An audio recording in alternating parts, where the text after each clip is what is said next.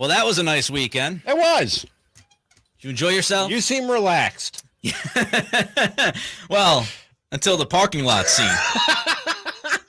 You know I'm going to talk about it at some point during the show. Feel free. Try to bite my tongue throughout. I won't get into any trouble, so go right ahead. You just want to watch the damage play out. Yeah, it was a good weekend. I was in Sonoma for the long weekend. I went there on Thursday, got back yesterday. It was a great time. I know. What's to do in Sonoma? Lots of beverages. Nice. Some good food. Just got to hang out, hit the casino for a couple hours. Not so a had casino a good time. guy. Never been a casino guy. guy. I'm not a big casino guy. I always feel the depth of despair when I walk through a casino. You know, I first want to get there. I'm like, let's go check it out. And then you're walking by the slots with people just burning a full pack of cigarettes. Can I tell you the most despair I've ever witnessed in a casino? You sure can. Kato Kalin slamming on a slot machine because he was just loose. Kato Kalin? Where was That's this? a Mad Lib that you just said there. Where was this casino? in Milwaukee. Kato Kalin was in a random casino. He's a Wisconsin native, so he was probably back visiting family. Oh, yeah. I'm guessing. I don't know how many friends he has left in the but in the LA area. Kato Kalin at the Potawatomi Casino in Milwaukee, just taking all his anger out on the slot machine. It was amazing. Well, I wonder why he's so angry. Anyway, so it was a good weekend. Hopefully everybody enjoyed their weekends as well. Fantastic time. And, of course, all of us went on vacation, at least on Friday, right? I was gone. Ramie was gone. Deuce and Mo were gone. I think Jason was gone in the morning. And it was because it was the NBA All-Star break, and that's usually the annual time to sneak in a quick vacay after the football season is over. And I did watch the festivities. I'm sure you did as well. We knew that Keegan and Kevin Huerter and Foxy and Sabonis were going to be a part of the All-Star weekend. Keegan played in the Rising Stars game. He finished with 3 points, 4 rebounds, and 2 assists. Kevin Huerter was in the three-point contest, did not do well. Finished with 8 as a score, which was the lowest in the competition. Here was De'Aaron Fox over the weekend talking about Kevin's attempt in the three-point contest. For us, I mean, it is what it is. I think Kev's more of a jump shooter rather than like a spot-up shooter. I think those type of shots really aren't, built for three-point contests. But I think he could, if he did it again, I think he would do a much better job than he did this time. But at the end of the day, I think he's disappointed himself. We don't really go. We want you to make shots in the game, and he's shooting almost 40%, so we want to keep going. At the end of the day, we don't give a bleep, quote unquote. Which is exactly how you should feel about that. Yeah. Meanwhile, Foxy Sabonis played in the All-Star game on Sunday. If you blinked, you might have missed Foxy, but Fox was the only scoreless player in the game on Sunday. Here he was talking about his experience in postgame. All right, De'Aaron, how was your first All-Star game experience? Stiff. No, it was cool to be able to just go through this week and go through this experience. I'm grateful. What do you think Mike Brown would say about the defense that was played out there? He would. It'd be a long film session tomorrow. Definitely a long film session. Yeah. What defense are we talking about? Did you see defense? I didn't see much. Yeah, defense. what defense would have been my answer to that? Domas 6-4-1 on Sunday in that All-Star game. Here he was talking about his teammate De'Aaron Fox. Oh, it's amazing, to be here, winning record, top in the West. Him getting his first All-Star done, it's just a special experience, I know him, and he's definitely loving every part of it, and this is only going to motivate him to do more. So no standout performance within the Kings contingent that made it to the All-Star game weekend, Ramie, right? Ramius Keita was the MVP of the G League Rising Stars game. Did not watch a second of it. That was one thing that I did not Neither watch. did I. It was a blurb I read this morning.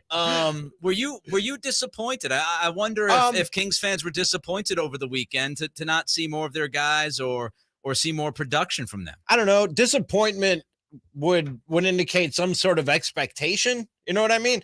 And it's hard to have unless it's like LeBron or Giannis or somebody like that who is going to play a starring role in the All-Star game. It's hard to really know what to expect as far as how much run your guy is going to get, how many minutes, how much time he's going to have the ball in his hands.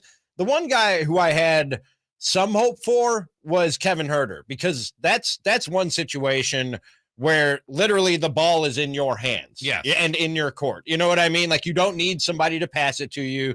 You don't need a coach to put you in the game. Kevin Huerter had his shot, and I thought he could do pretty well. But we had heard leading up to it that this is something Kevin Huerter always wanted to do. And he admitted afterwards that he was pretty disappointed in his outing and said he wants to be back again and he thinks he will be back in it again.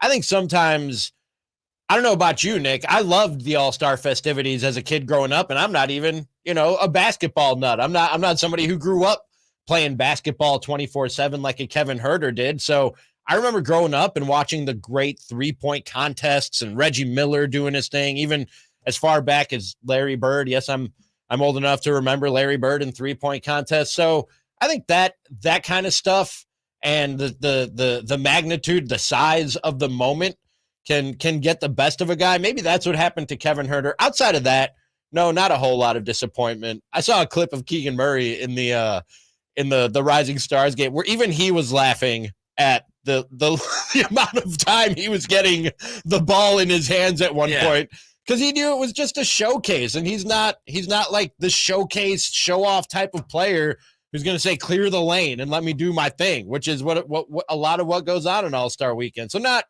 hugely disappointed by what I saw from the Kings participants over the weekend. I thought it was overall a great experience, and that's what it's really about, right? Nobody's watching, at least I'm not watching these games, like you said, with the expectation or anticipation that Domas is going to go for 35, 15, and 10 triple-double, or De'Aaron Fox is going to drop 40.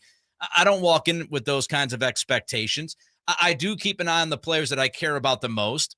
So, I did want to see Domas and Fox do more. I'm not blaming them. Again, it's the kind of opportunities that you get in those kinds of games. As you said, it's a showcase. But I thought it was a great experience overall for not only the guys to be there because you're going through the process. Domas has been there before, but for Fox to have his first All-Star game, to just be there is awesome. And I felt like that was his mindset too. Yeah. You know what I mean? Yeah, I'm sure people talked to him about that and said, look, man, don't expect, to play 30 minutes on Sunday. And for Kevin Huerter, it was obviously a very rough night, but he knew that's the risk reward of the situation. Keegan getting his feet wet, hanging around other elite players at the NBA level is worth it. I also thought it was great when you're watching the game on Sunday, and it was only for about a solid 90 seconds to 2 minutes, but there was a moment during the broadcast where, Candace Parker started to talk about the Kings. And there was conversation about how the Kings are making that step. The Kings are now nationally relevant. The Kings have multiple players here over the weekend. And that was the goal. The goal was almost to sell your program, right? And so the idea of the broadcast team during the All-Star game putting you over, as a wrestling term, making sure that people watching knew that the Kings were a great story, that's what made it. I was disappointed in Fox's minutes. I don't know. Maybe I wanted them to play him more. It's his first experience. I'm not saying it's going to be his last, but I always feel like unless he went to the coaching staff and said, I don't want to play much because I have a newborn. I was going to say either him or Mike Brown going to the coaching staff and saying, this guy is not sleeping very much. Right. Which I would totally understand. Exactly. But if that discussion didn't happen, then if I'm the coach, I'm going to play the guys who were there for the first time, some more minutes than others. If I know somebody's on their last leg, so to speak, and it might be their last All-Star game, I might play them more as well. So I was just hoping that Foxy would get more than 9 minutes for the first, for his first All-Star game. But it wasn't like, oh my God, I can't believe that they're not playing him. I can't believe this is some kind of severe injustice for De'Aaron Fox. It was just, his first shot, I would have liked 15, 18 minutes. This is going to sound silly for something as frivolous and meaningless as the All-Star game and the way that it's treated out there on the court. But those minutes are kind of earned. You know what I mean? First-time All-Stars often sit and watch a lot of the game. Yeah. You know what I mean? It's that second, third time where, he's back. Let's give this guy some minutes. You know what I mean? Where you're a more proven All-Star. And that's why I've been saying throughout the season, like, not to not get caught up in the excitement of this Kings season, but also to step back every once in a while and remember that this is just the beginning of building something. You know what I mean? Between Monty McNair and Mike Brown and Domas and Fox and the rest of the core, this is just the beginning of building something and just getting there and having your face there. And like you said, Nick, getting put over on national TV by the announcers and starting the turnaround of not just the franchise and the product on the court and the results, but the perception of the Kings. You know what I mean? I do wonder if Herter's going back at some point. Because, do you want to go back? Are they going to allow him back after that performance? Because he could run away. I know he tweeted that he's likely to be back or whatever the case may be, but I am kind of interested to see if Herter goes back next year for revenge. And he's like, no, I'm going to prove to you that I'm a better 3-point shooter. Or if he's like, that didn't quite work out. He's scarred from this? No, I don't think he's scarred. But look, I do think, and we'll talk about this a little bit about the dunk contest and how that plays a role. Guys like, Birdman will never live that down when he missed like 6 dunks in a row and the guys were all, cracking on him and everybody was laughing at the guy. Humiliation does play a role if you don't do things so well. So I do wonder, but overall, I think it's a great experience. Like you said, it goes into the recruiting process for next offseason. The idea that you're selling the franchise and what's happening here and the building of something. And I think that was accomplished. So overall, mission accomplished for the Kings. 916-339-1140 is the text line. Phone number is 1-800-920-1140. Don't forget, youtube.com, Sactown Sports 1140. Give us the thumbs up there. More thumbs, more eyeballs as we try to grow this channel out. youtube.com, Sactown Sports 1140. We'll get to your reaction on the Kings' involvement during All-Star Weekend. Also, I disagree with a nonstop narrative that was pushed on us Saturday night. I'll explain that in 90 seconds. Cattles and Ramie. Sactown Sports. The only place you'll find De'Aaron Fox is Sactown Sports.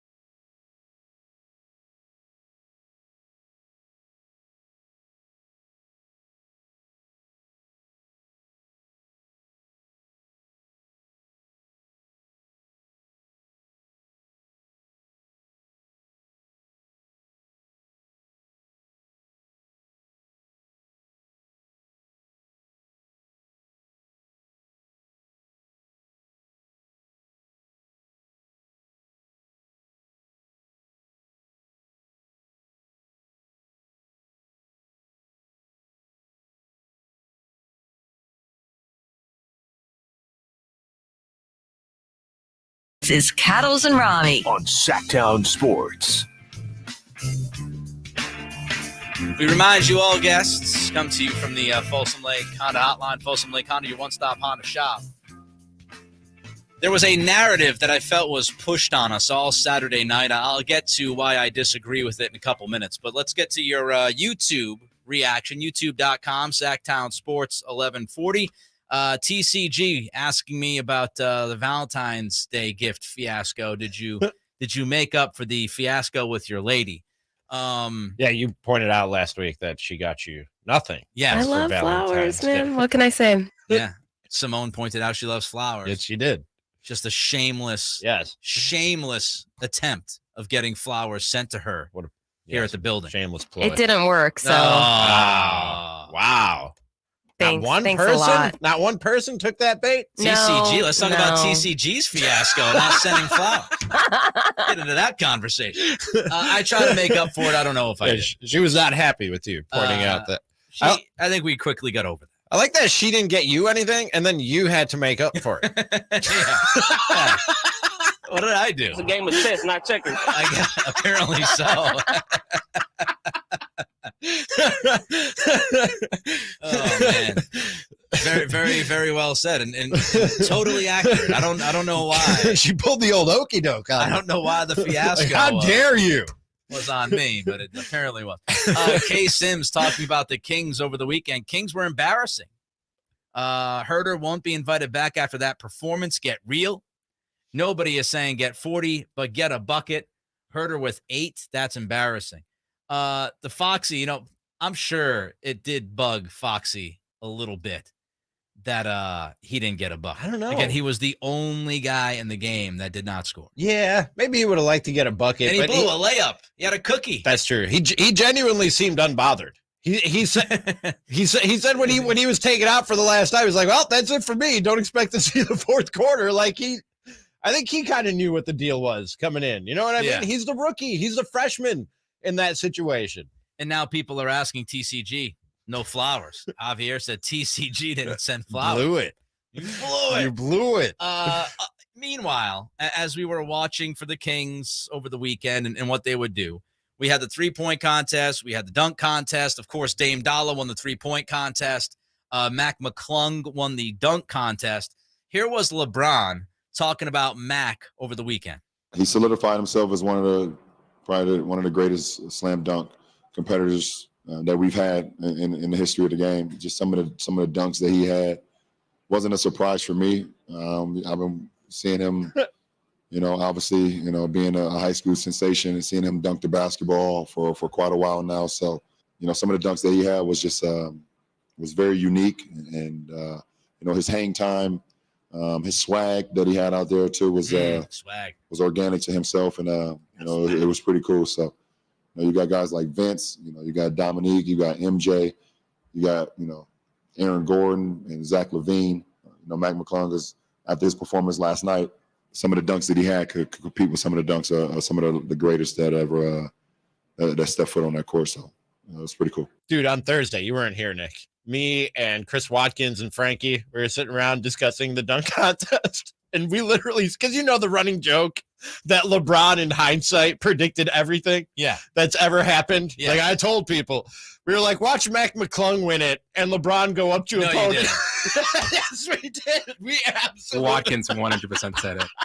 He did. Are you kidding me? No. Why did you not want to get that sound before the show? I want to go back and hear that. Watkins said that.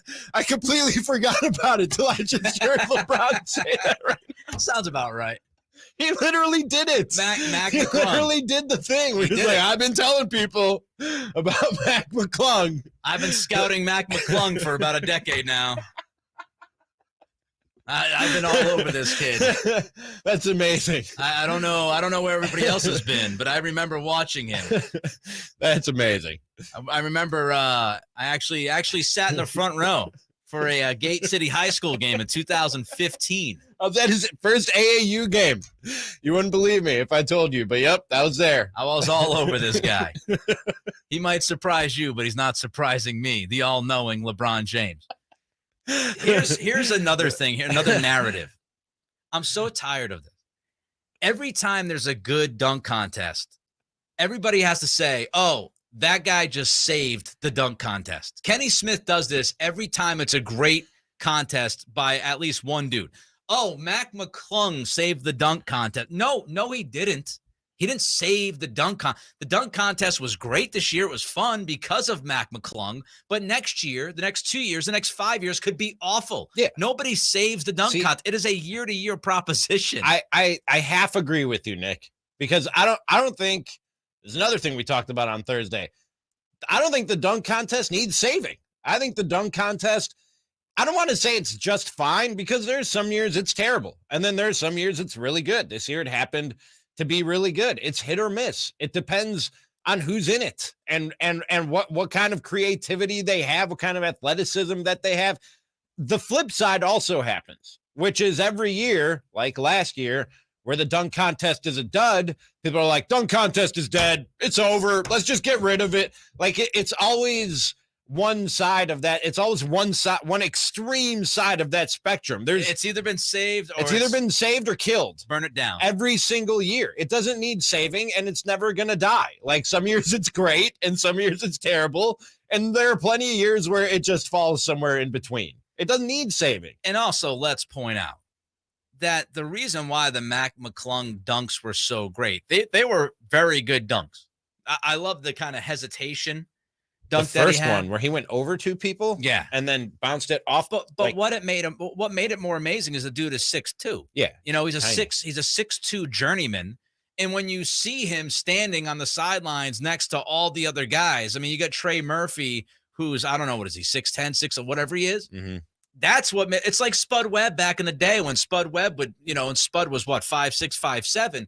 But it does bring you back to those dunk contests. Whenever you see a dude who's like 6'2", 6'3", or under doing what he did, it's going to, quote unquote, win the night. So I thought it was a fantastic moment and good for Mac.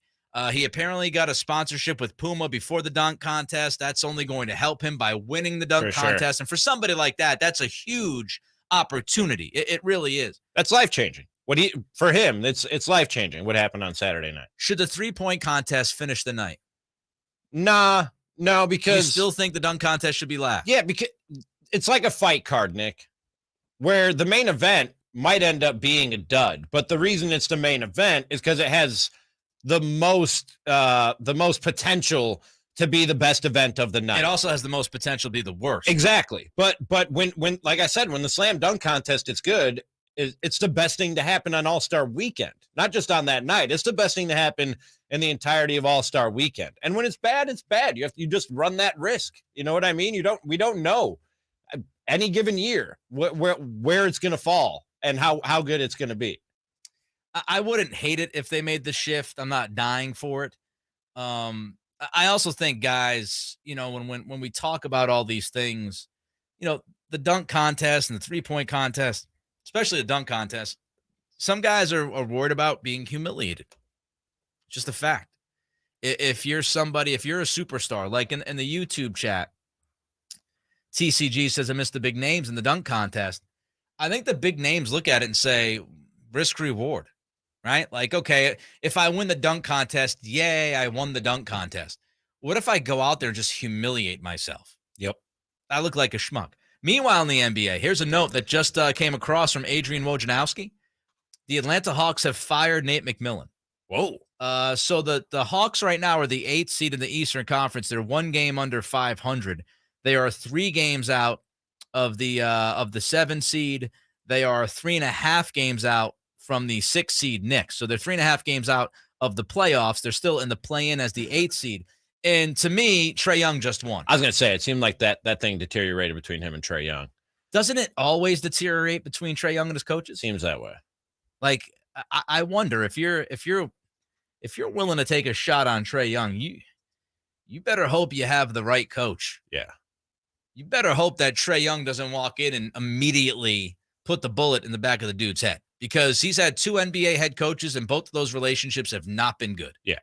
And there was all this thought about, hey, they might move on from Trae Young. I think this is Atlanta saying we're not moving on from Trae Young just yet. Whoever takes that job, just beware of Trae Young. Can I go back to what you were saying a second ago about superstars humiliating themselves in the dunk contest really quick? Sure. That can't happen with LeBron. Have you ever had the privilege of watching LeBron in warmups? Yeah. It's insane. Like the things that guy does, I've seen it in person, are not just the dunks. Dude, I saw him sit on the ground in the corner and just like flinging hook shots over his head and hitting them. Like the guy is a Harlem Globetrotter with do nobody wonder, in front of him. You know, there are guys who are super creative and other dudes who might not be as creative. Like LeBron, I mean, obviously he does like some great in-game kind of thunderous dunks, right? But I've never seen him be in a dunk contest. So I don't know how creative he is. He might not be like super duper uber creative. And he might be seeing these guys like Mac McClung and others going, the expectations would be so high for LeBron. I think it'd be almost impossible to reach them. Yeah, that'd be like Michael backing down from Spud Webb. You know what I mean? But it was a different time then, Sure. man. You didn't have the freaks. You didn't have dudes jumping over cars. You know, like it's a whole different dunk contest. When Michael was in it, you know, it wasn't prop filled, and the presentation has changed so much. Oh, yeah, for sure. But anyway, 916-339-1140 is the text line. Phone number is 1-800-920-1140. Don't forget, youtube.com, Sactown Sports 1140. Give us the thumbs up if you would be so nice and kind. Very little time from you means an awful lot to us. KD and Kyrie say their trades are actually good for the league. Do we agree? That's next. Sactown Sports goes 100% live and local. From 6 a.m. to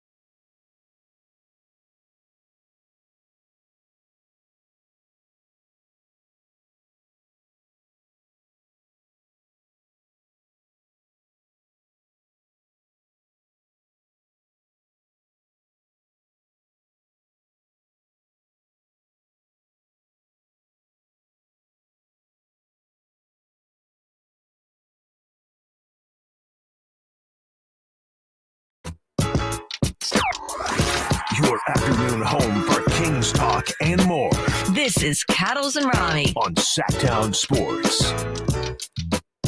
So I was driving to Sonoma and then got lost. Not on the roads in Sonoma, but okay. I pleasantly got lost hopping around a number of different places to spend our time Thursday afternoon. So I was not listening to the show, and you had Chris Watkins, SactownSports.com, does a great job on Saturdays as well, Kings Weekly, and Frankie Carticelli. I had those guys on the show for an hour each on Thursday, right? Yes. Well, both in the first hour. Watkins stuck around for hour 2. Oh. Yes. All right. 3-man. And you had said that you guys were talking about LeBron being all-knowing. We were just joking. Just like watch Mac McClung win this thing, and LeBron act like he called it. So Verlotta actually did a fantastic job and found that audio because I wasn't listening. I said, why did we not play the audio then if that was the conversation? So here is said conversation. Mac McClung is going to bring the dorm together. It's over. Yeah. It's over. Yo, Mac McClung pulls the Shut it down. Over. It's over. I told y'all. Yeah, do you think LeBron has like some tweet like, "Oh, I always knew Young Killer" or something?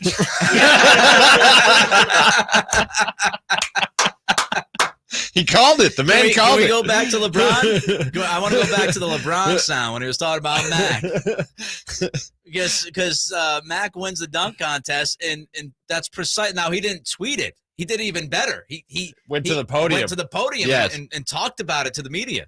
He solidified himself as one of the greatest slam dunk competitors that we've had in the history of the game. Just some of the dunks that he had wasn't a surprise for me. I've been seeing him, obviously, being a high school sensation and seeing him dunk the basketball for quite a while now. So, some of the dunks that he had was just was very unique, and his hang time, his swag that he had out there too was organic to himself, and it was pretty cool. So, you got guys like Vince, you got Dominique, you got MJ, you got Aaron Gordon and Zach LaVine. He's gonna name everybody that ever won a slam dunk some of the dunks contest. that he had could compete with some of the dunks of some of the greatest that ever. That's okay. What is that? What personality trait is that? Where you need to act like you knew everything that was going to happen before it happened. It is very weird because there's what part of your ego needs that? There's nobody doubting LeBron's greatness. No, there's nobody, but he still feels like he has to. I should do this. Be the smartest guy in the room. This would be more useful to me. Well, imagine as a radio host that it is still. LeBron doesn't need it. I'm the one who needs to act like I'm right all the time. Here's the fascinating thing too. I talked to somebody who knows who was covering Kyrie back in Boston when he was in Boston, and I had an off the record conversation with this person. And I asked them well, what's the feel of Kyrie, and the way this person described Kyrie was he always thinks he's the smartest guy in the room, but he rarely is. And it's fascinating to think about that dynamic with LeBron and Kyrie of Kyrie always being so deep and philosophical and I know all, and LeBron just obsessed with making us believe that he knows everything about everyone. He knew Mac McClung was the guy. He knew it. I'm taking this tactic from LeBron. From now on, everything that happens, I'm going to say I called it. That's going to be my new thing on the show. Might as well.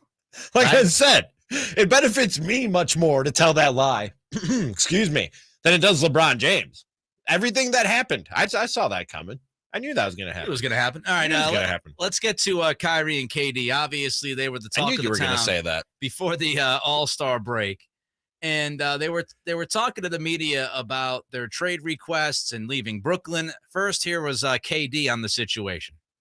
I don't think it's bad for the league. It's bringing more eyes to the league. More people are more excited. The tweets that I got and the news hits that we got from me being traded, Kyrie being traded, just bring more attention to the league. And that's really what makes you money is when you get more attention. So I think it's great for the league, to be honest. Teams been trading players and making acquisitions for a long time. Now when a player can, kind of dictate where he wants to go and leaving free agency or demand a trade, it's just part of the game now. So I don't think it's a bad thing. It's bringing more and more excitement to the game. Not a bad thing. So KD says it's not a bad thing for the NBA, for the league. Here was what Kyrie had to say. What's a bad situation, and why doesn't anybody have the ability to ask for trades? That's my question. It's just, when did it become terrible to make great business decisions for yourself and your happiness and your peace of mind? Not every employer you're going to get along with. So if you have a chance to go somewhere else and you're doing it legally, then I don't think there's a problem with it. Is it good for the NBA? I can't disagree with what either of those guys there said. I mean, because they both took it from different angles, different standpoints. Right. KD was talking about the league. Do you think it's good for the league? And the buzz for the league. Yeah, I do. I would agree with that. I've said this before. One of the things that the NBA has going for it more than the NFL or Major League Baseball is that activity and that buzz that seems to always be surrounding this league. And part of it is player movement and players wanting out. And then it's dominating the calendar. Like the NFL wants to dominate the yearly calendar. The ability to have all of this movement in the offseason, and then you have the draft, you have free agency, you have all these crazy trades. It bridges the gap between when you say goodbye in June to when you have to say hello again in late September, early October. Yep. So it's dominating the calendar. Baseball used to be like that. Baseball's offseason and free agency and the trade deadline were crazy. And then the league colluded. Yeah. And then that stopped. And that's hurt baseball. Allegedly. It's hurt the possibility or the popularity of baseball. Easy for me to say. And look, man, I don't agree with a lot of what Kyrie Irving says or does, but what he's talking about, I've been saying it for years. I'm going back to my LeBron thing, but I literally have been saying it for years, and so have many others.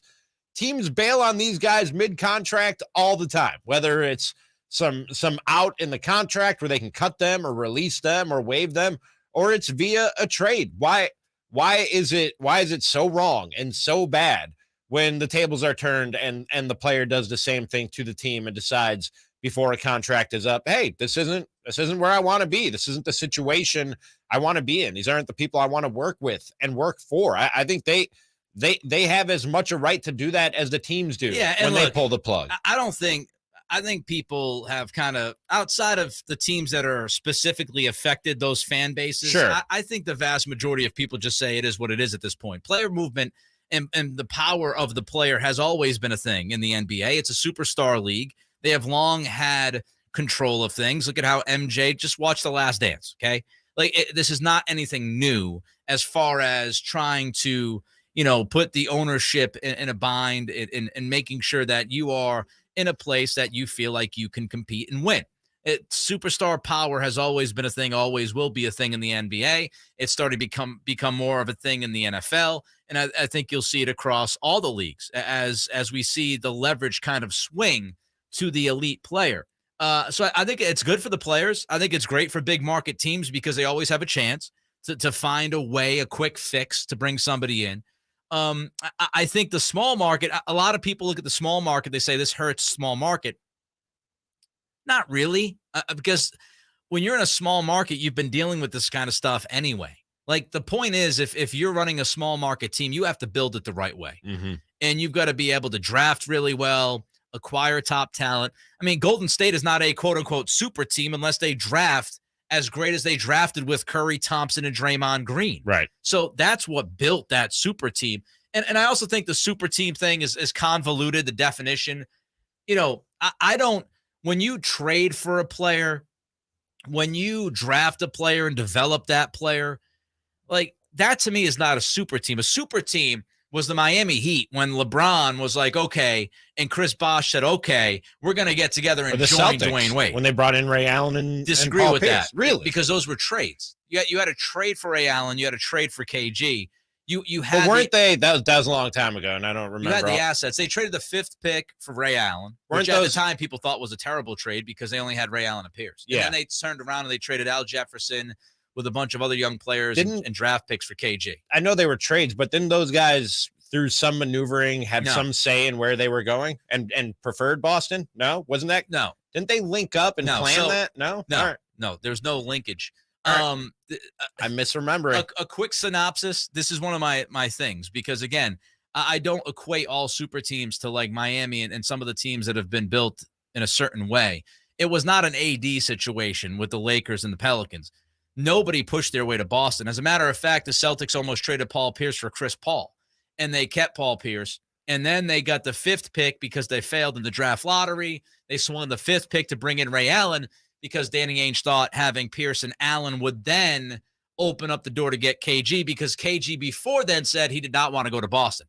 But being able to acquire Ray Allen is what opened that door. And then KG said yes, because the Celtics were not going to trade for him unless he signed an extension. Gotcha. So he had to give his okay. And I knew there was something there where somebody had to give the okay. Yeah, once they brought Allen in, KG said, okay, now we have a chance to win a championship with me, Allen, and Pierce. Yeah. I'll okay the trade. And then they had to deal Al Jefferson and the pieces. Gotcha. So I think it's a very specific thing to each team and how it's built. 916-339-1140 is the text line. Phone number is 1-800-920-1140. YouTube.com, Sactown Sports 1140. Give us those thumbs up. We know you got them. Give it to us. Help us out here. Build this community. 6A to 6P, live and local. XFL return. We'll tell you who should be watching these games and why next. The Sacramento Kings return from the All-Star break looking to keep a grip on the 3rd seed in the West when they take on the Blazers at the Golden One Center Thursday night. Coverage begins with game night at 5:30 on Sactown Sports. Hands up, watch out for the screen. Okay, take 5. Hello, Sacramento and everyone out there in radio land, because I'm talking to you. Doug Christie here for the Good Feet store. Sound like I'm in a good mood? You bet I am. It's been a long time to turn things around, so excuse me if I savor the moment a bit. Meanwhile, I want to tell you about another turnaround that's just waiting to happen. It's that awful foot and foot-related pain in your feet, knees, hips, and back, even dreaded plantar fasciitis. Let me guess, you've probably tried drugstore remedies and even seen someone for it. I know I did, but nothing's working. The pain's not about to stop. So you get bum and pretty much resign to live with it. Well, speaking from experience, I can tell you that arch supports from the Good Feet store can help. Good Feet arch supports for back pain? Absolutely. We think it's time you felt good again. So come to the Good Feet store and get a free fitting and test walk. Good Feet in Sacramento, Roseville, Stockton, Modesto, and now Vacaville. Online, goodfeet.com. Wolf & Shepherd is the dress shoe made and worn by athletes. Their founder is a former track athlete and designer who brought athletic shoe innovation to dress shoes, inventing the crossover. Wolf & Shepherd's crossover is a business meets athletic shoe that's game for anything. Rob Gronkowski joined the Wolf Pack while winning his 4th Super Bowl. Join the pack. Visit wolfandshepherd.com. That's Wolf and Shepherd, spelled SHEPHERD. Hi, it's the Herd. Whether you shower in the morning or at night, chances are you want to hop in right away instead of standing and waiting while your water heats up. My friends at Navien have your solution. Go tankless with a new Navien tankless water heater. You'll instantly get all the hot water you need as long as you need it. Right now, save hundreds on Navien tankless water heaters with local rebates. It's easy. Visit tanklessmadesimple.com. That's tanklessmadesimple.com. Did you know that over 90% of male enhancement pills are virtually the same thing that's repackaged, redone over and over again? Why settle for the same old product when you can get something completely different? Something that takes male enhancement into the 21st century. Something that really works. Men, you need to try Noxitril, the explosive, all-natural male enhancement formula that will unlock your performance in the bedroom to a level you could only dream of. Try to imagine Viagra on steroids. Noxitril is so powerful, that's why it took years for it to finally become available to the public without a prescription. So call now and take advantage of our special Noxitril free bottle offer today. Oh yeah, we recommend that you use the Noxitril dose as directed. Think of your partner. We certainly don't want you to overperform in the bedroom. Call now and find out how to get a free bottle of Noxitril while supplies last. Call 800-993-2150, 800-993-2150. Free bottles for limited time. So call now, 800-993-2150, 800-993-2150. Hey, Sacramento, let's celebrate. Stop the rip! Your Sacramento Kings, De'Aaron Fox and Domantas Sabonis, have been selected as NBA All-Stars. And now it's your chance to see them live for less. The Kings are celebrating their All-Stars by offering a no-fee sale on all remaining games. The no-fee sale is on now, and tickets have been selling out, so don't miss this limited time offer. Head to kings.com/no-fees to select your seats for an upcoming game. Hear ya, like the beam. I'm Craig Ashton of the Injury Law Firm of Ashton and Price. Whether you've been injured on a bicycle, as a pedestrian in a slip and fall, auto, Uber, Lyft, or big rig accident, you need Ashton and Price in your corner. When you call Ashton and Price, there's no chatbot telling you to hit 3 for accounting. You're greeted by a real live person who will immediately transfer you to an experienced attorney. The consultation's free, and there's never a fee until you win. Remember, for the best advice, don't think twice. Call Ashton and Price. Life is uncertain. It's okay to feel stressed, anxious, worried, or frustrated. CalHope can help. Access CalHope's free and secure mental health resources. Call 833-317-4673 or live chat at calhope.org. Dell Technologies President's Day event is here with deals to power all your passions. The savings start now on select sleek XPS laptops and more, powered by 12th gen Intel Core processors. Don't forget special pricing on the latest monitors, docks, and accessories, plus free shipping on everything and monthly payment options with Dell Preferred Account. Just call 877-ASK-DELL for these limited time President's Day deals. 877-ASK-DELL. Still overpaying for a razor? In this economy? Gross.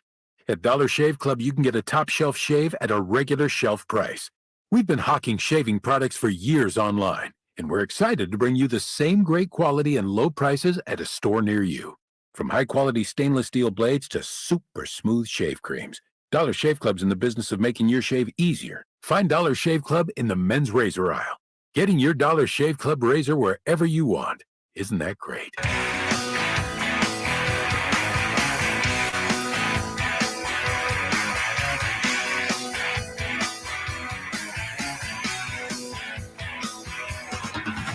Live and local in the afternoon. Those keep you on edge. Cattles And Ramie on Sactown Sports.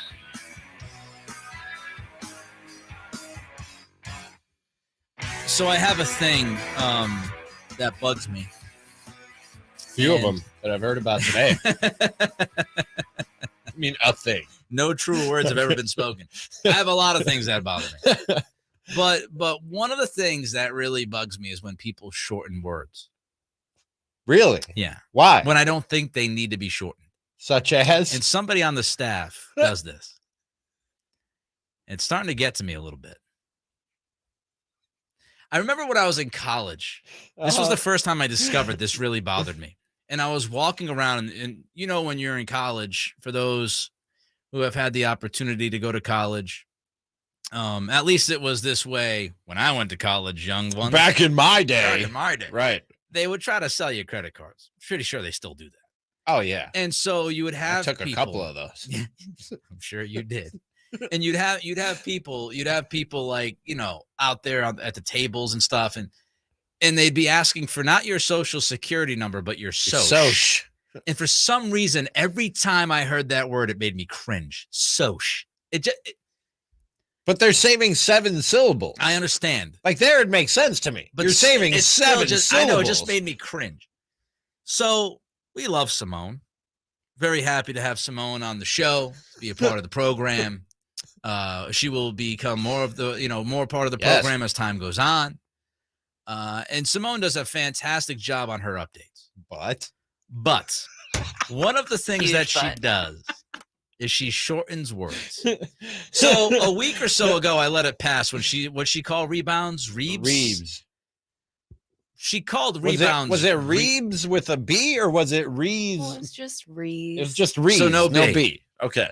So I let the Reeves thing go. People asked about it on you YouTube. Didn't. You brought it up on the air. You didn't let it go. I didn't lose my mind over it. I didn't really get, worked up over it. It said Reeves. Okay. Is that a thing now? I don't know. Simone made it a thing. And that's what she said. Simone said, I'm going to make it a thing. Yes. Little originality. And today, she used division instead of division. Yeah. So if I was talking about the Pacific Division, I'd call it the Pacific Division. No, you called the Pac Division. Oh, the Pac Division. Pac Div. The Pac Div. Pac Div. I like it. I think if you're going to shorten it, Simone, yeah, I would just go with div. I'm leaving it exactly the same. Exactly the same. Which is precisely what I would do if Nick called me out on the airport. So it's not a Simone thing. As I said, it's a me thing. No, you're making me sound so bad. You're tracking me up and down the greater Sacramento area, and just, yeah. Yeah, Nick. 50,000 watts. 50,000 watts, dude. Powering, surging Just through the blasting, airwaves just right getting now. out the flamethrower Yeah, on yeah. Simone. Look at you.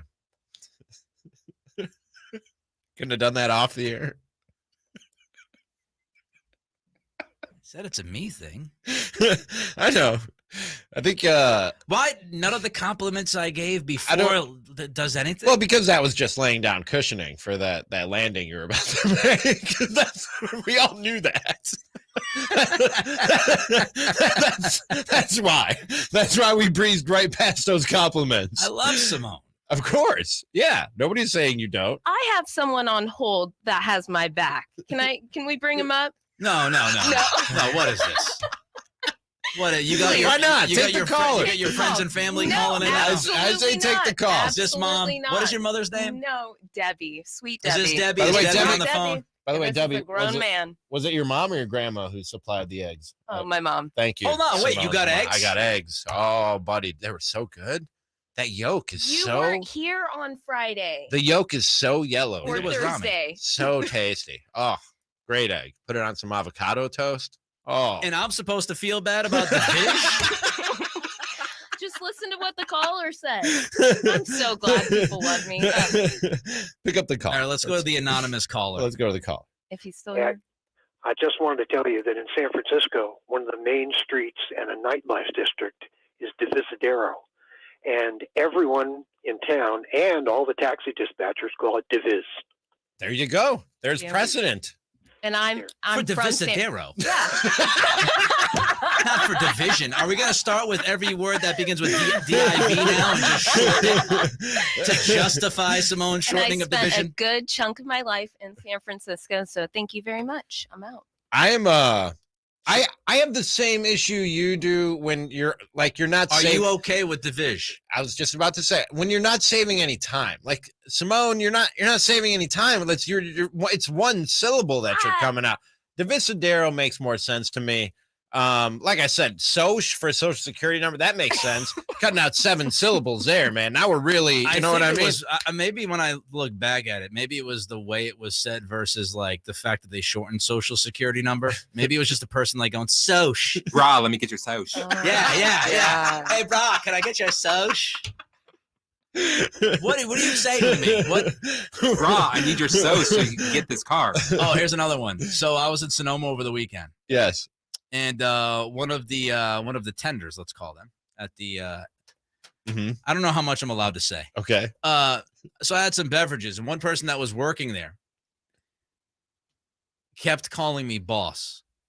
How many bosses until you lose it? Because he used it about 5 times, and I was like, can you stop calling me Do you have boss? any of those that you use? I'm sure I do. Because I use boss every once in a while. I use boss every once in a while. I'm saying the amount of times. My man. I'll throw my man in there. My man's good, yep. Dude. Yep. A dude. I'll throw a dude in there. When I was younger, and I learned this very quickly that I had to stop saying this, I used to call like women hun. I didn't mean it like in that, but it was like a term of endearment. Oh, thanks, hon. And then like it was pointed out, like, you might not want to say that. I was like, okay. Isn't that like a big thing in Baltimore? Hun. They call everybody hun. I know in the South they call like darling and stuff. That's fine. So I just kind of saw it like that. But yeah, I never. It's kind of borderline. Never felt comfortable with that. No. Nope. Never threw out huns, darlings. None of those. Yeah. Never. I was being nice. Like, I know it wasn't coming from a bad place, but to me, it's like calling like a guy like, thanks, buddy. You know, kind of how I saw it. Like, buddy? Thanks, bud. Thanks, bud. I use bud. Thanks, bud. Appreciate it, bud. So you're shortening buddy. No, they're 2 different words. There's buddy and there's bud. You can be a bud. No, Yes, I'm with you can. Chris. You're a bud. I'm with Chris. No, he's a You're bud of shortening mine. buddy to bud. No, I'm not. You're It's 2 words. You're guilty of one of And your it's own pet 2 peeves. words. Bud is short for buddy. What do you mean it's 2 different words? No. It absolutely is. Bud is 100%. Well, I looked up the definition. I don't want to read that because I'll definitely get in trouble. Everyone knows what you're talking about I here. have a feeling what definition you're looking at. Yeah, third person present. Buddy is often used as a form of address, Yeah, usually to a boy or a man. term of endearment. It is sometimes shortened to Bud. Buddy is primarily used in the United States. I don't Bud know. is short for buddy, and you're guilty of your own pet peeve. No, I see Bud, North American form of address, usually to a boy or man, used especially when the name of the one being addressed is not known. Quote, listen, Bud, I saw you there with my own eyes, unquote. Buddy is mid-19th century. Bud is a word. I love Get that out of the my example face. is listen, Bud. It's so aggressive. Yeah, that wasn't Listen, mine. Bud, I saw you over there, right? All right, pal. There's no. Hey, Bud, move your car, Bud. Get out of the way, Bud. Why do we use terms of endearment when we're mad at people? Hey, pal. Hey, pal. That's my parking spot. Listen, buddy. Listen, buddy. Okay, I'm not your buddy, friend. That's your buddy, friend. Off the rails. Coming up, should the Kings' future depend on a EuroLeague stash? Check out the Golf to Go Hour with Frank LaRose.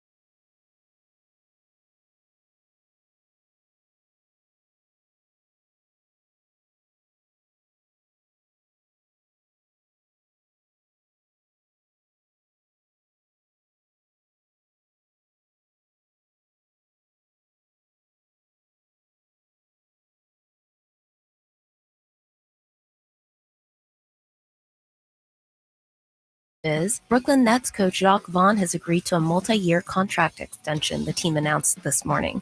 The deal will keep him under contract through the 2026-27 season, a stabilizing gesture to navigate the post-Kevin Durant and Kyrie Irving eras in Brooklyn. And back on the West Side, after completing a contract buyout, 9-time All-Star Russell Westbrook plans to stay in La La Land and just switch up the locker rooms as he finalizes plans to sign with the Clippers. I'm Simone. Those are your headlines. Now back to Cattles and Ramie.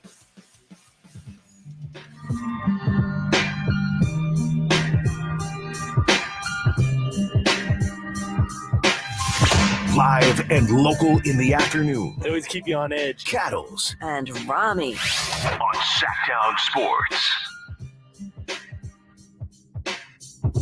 We'll get into this idea of whether or not a EuroLeague stash might actually seriously, significantly impact the future of this Kings roster and franchise. But first, Ramie, earlier today, we had the news that Nate McMillan has been given his walking papers in Atlanta. So McMillan no longer the head coach of the Atlanta Hawks. He has been let go. And a couple of reactions on Twitter that just happened that jumped out at me that I wanted to share with listeners and with you. First, Bill Simmons. We know that Bill Simmons had a long history of going after the Kings, and especially De'Aaron Fox. And Bill has really, backed away from that this year. Right? He's done the moonwalk a little bit this season. Position. And so he tweeted out, now that Sacramento is finally competent, I'm glad we could fill their spot in the bleeped up NBA franchise hierarchy so quickly with the Hawks. I wonder if Kings fans take that as a compliment or not.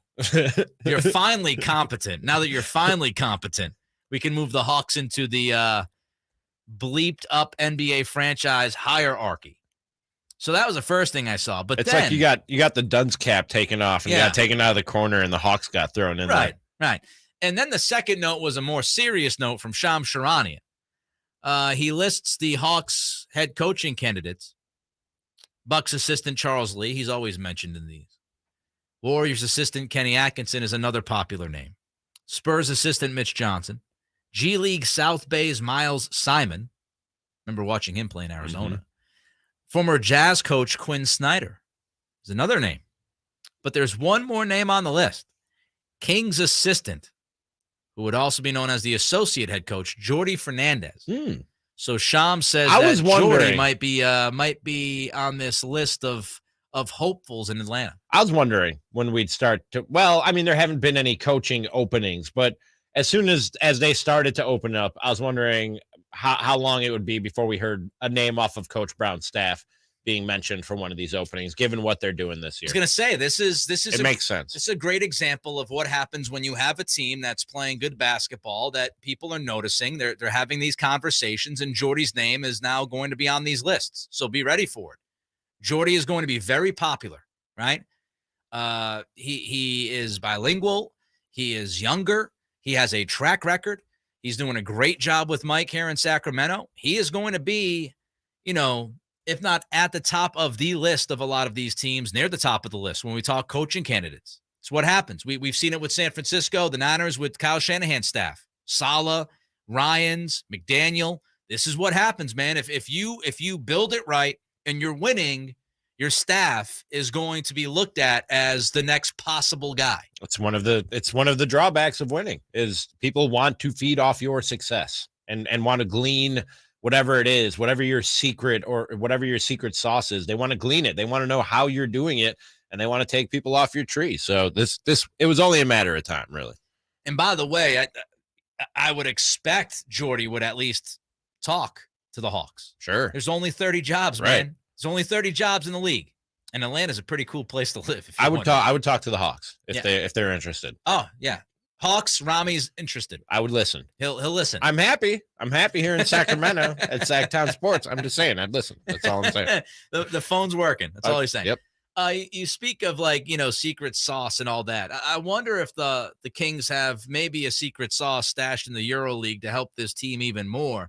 Sasha Vezenkov is somebody we talked about last summer, Ramie. There was a trade right around draft time to bring Vezenkov in, and he is in the EuroLeague. And interestingly enough, I think this really tells us the interest of the Kings in Vezenkov being legit because Jay Triano traveled during the All-Star break to watch Vezenkov in person. He said, quote, he's a very good teammate, passes the ball well, got a good feel, very smart, doesn't need to dribble. He's got size, can see over defense, can make a pass, good decision maker.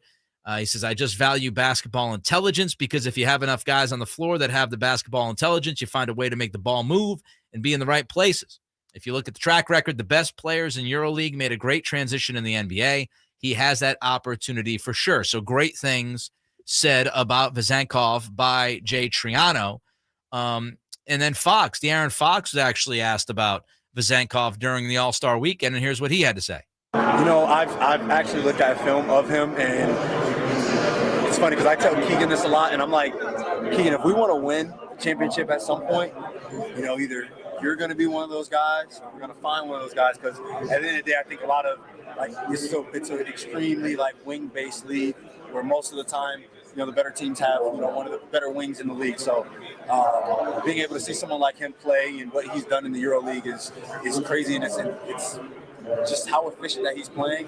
I like the little warning to Keegan there. Hey, man, look. If it ain't you, it's going to be somebody. Yeah, we got to win, all right? Yep. Like, if you don't figure this thing out, we're going to move this train along. I find Vezenkov interesting, most of all because I think if he comes over, he could significantly change your plans because of who he is and what role he would play. If he comes over, and that's no given, right? It's going to cost you money. He's going to want to move his life, his family, any family he has, it's a gigantic move. We all know that. He's very comfortable in the EuroLeague. He's been very productive in the EuroLeague. But if he comes over, we're talking about a guy who's 6'9", who can shoot the basketball. He shoots, almost 44% from three-point land in the EuroLeague. So he's a stretch four. And there's somebody else who is considered a stretch four on this team right now, and his name is Harrison Barnes. And Harrison Barnes is going to be a free agent this offseason. So here was Fox. Let's listen to Fox again talking about what Vezenkov brings to the floor. I think he would be a great fit. I've seen where he doesn't dribble a lot. He's a guy who can play out of the short, out of the mid post. He shoots the ball extremely well. For one, if you can shoot the ball well in this league, there's a spot for you. Some team, there's going to be, especially where you're 6'7", 6'8", and you can shoot the ball. There are a lot of spots for you in this league. A lot of spots for you in this league. And if you're Monty, I agree with Foxy. He'd be a great fit. He'd be a great fit next to Sabonis because he can shoot. If you're Monty and you're looking at this, you have to think about, all right, if we're bringing Vezenkov over, if he is going to be a King next year, is he going to want to be a starter? Is that part of the whole package? Hey, if you come over, you're the starting four. We can give you starter minutes. If there's some kind of split there with HB, how much are you willing to pay Harrison Barnes if you're bringing Vezenkov over? How much are you willing to put towards that position on the floor?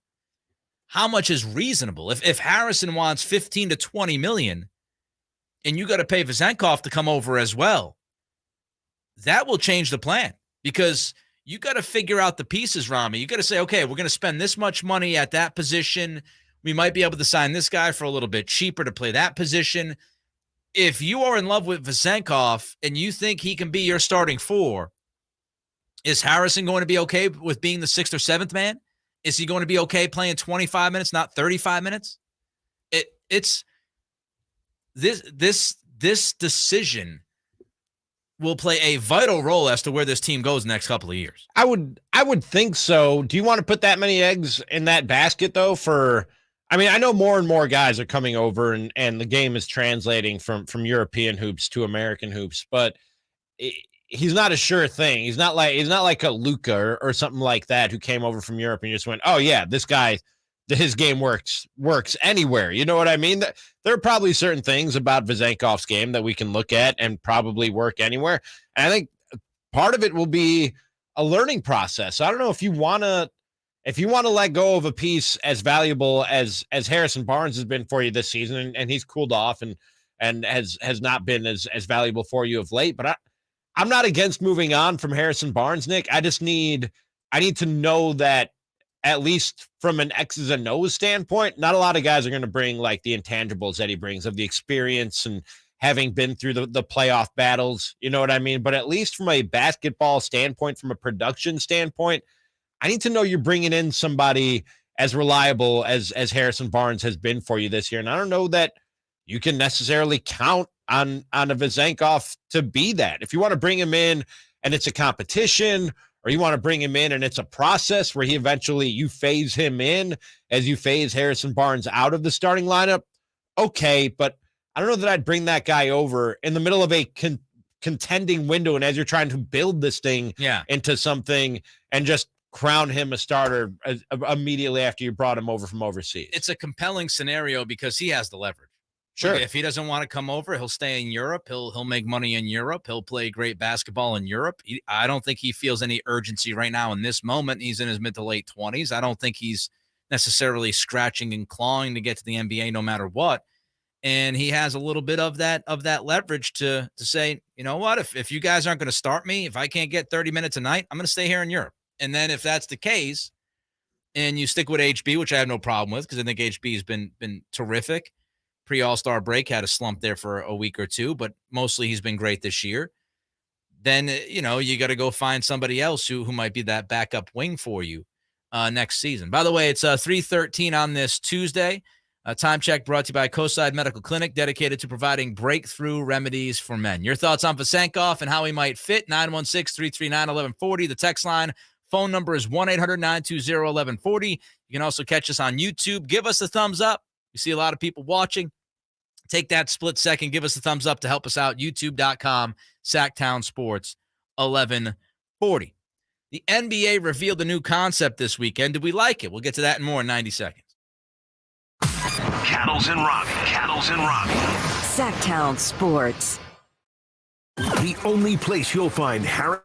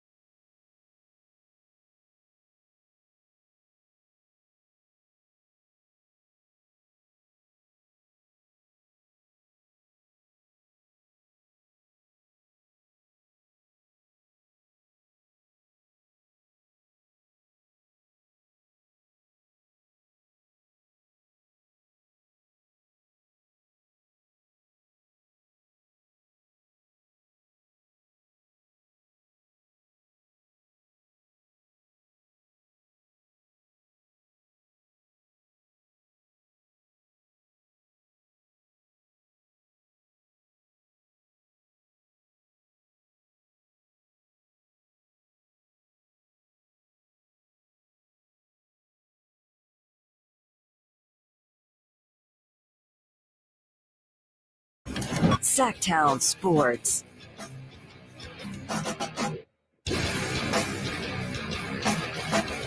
All right, so who put up this YouTube poll? I saw that. I was wondering how long it would take you to notice that. Put this up. Our lovely digital leader. This is Jojo Rose? Yeah, but maybe with my exact wording. Maybe. Perhaps. So it was your poll. You just didn't have the access or the authority to put it up. That's so you right. passed it on to our social media guy, Joe. Okay. Thank All you, right. Joe. Simone's incessant desire to shorten words that don't need to be shortened. I just like how much it bothers you, so I'm going to back Simone up on this. Yeah. You didn't like the division for division. Let's It's unnecessary. Rees for rebounds. You have brought me in here for creative liberties and my unique voice. Oh, is that and what we brought you in perspective. for? Let's all remember that. Let's all just What was it? cherish that. Creative liberties? Is that what Yes, she said? that's what she said. Creative libs.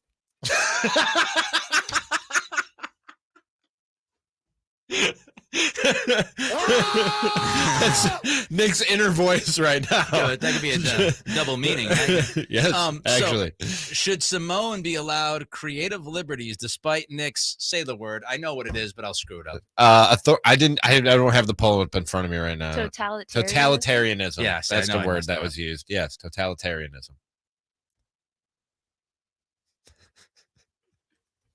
That's the poll question today. Go and vote. YouTube.com/Sactown. It comes off as petty. It comes off as you're hating. It comes off as that you're being jealous. That's exactly how it comes off, Nick. I voted no. I'm going to tell everybody right now. I voted no. I just voted no. I voted yes. Oh, sure. Of course you did. Just to annoy you.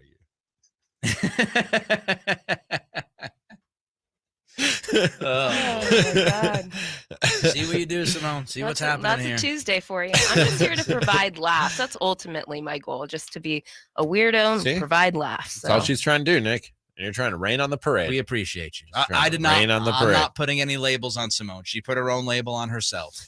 I said she does a great job with the updates. Yes, you did. When I was the boss, I was like at the forefront of trying to make her and then a you part followed of our and team. Then there was a big but. Now I regret it. Should have never said anything. Just keep me down. You can't keep me down. The new boss, Brian, would have been like, what do you think of Simone? I think nothing. I don't know. She keeps shortening words for no reason. No. Have you Taking heard her say one division? syllable off. Yeah. Have you heard her say division and rebound? I'm going to make it like a special thing. I would do, Simone, if I was you, I'd do an entire update where every word was exactly. abbreviated. One of them is going to be so bad, and it's going to be Valley Girl, and I'm going to have all the vocal fry on it. It's going to be crazy. Simone, come up with the next Twitter, the next poll question, so Okay. I can vote no on it if I don't like it. Totally. I could just keep shooting that down. Totalitarianism. Totalitarianism. Yes, there you got it. Look at that. Anyway, so one of the things over the weekend. Now I'm going to be fully transparent as I always am on this show. I did not watch these Saturday night festivities live. Oh, really? Yeah. I I think you're chose WWE Elimination Chamber along with some beverages. Okay. And I said I DVR'd it, and I said, okay, I'll watch it tomorrow while we're out, kind of hanging out, right? You and I had the exact opposite experience. I didn't watch the game on Sunday live.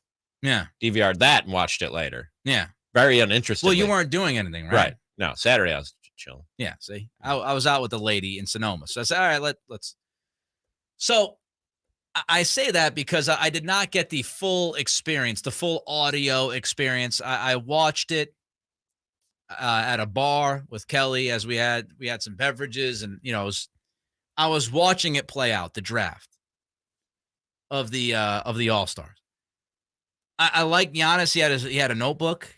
He had his own little notebook. It reminded me of it reminded me of when I go to fantasy football drafts and I got my little notebook with me. And so it's been leaked though. It's the board. Giannis's big board was leaked because remember TNT took a shot of it with the camera. And I remember saying like, well, that's a little risky.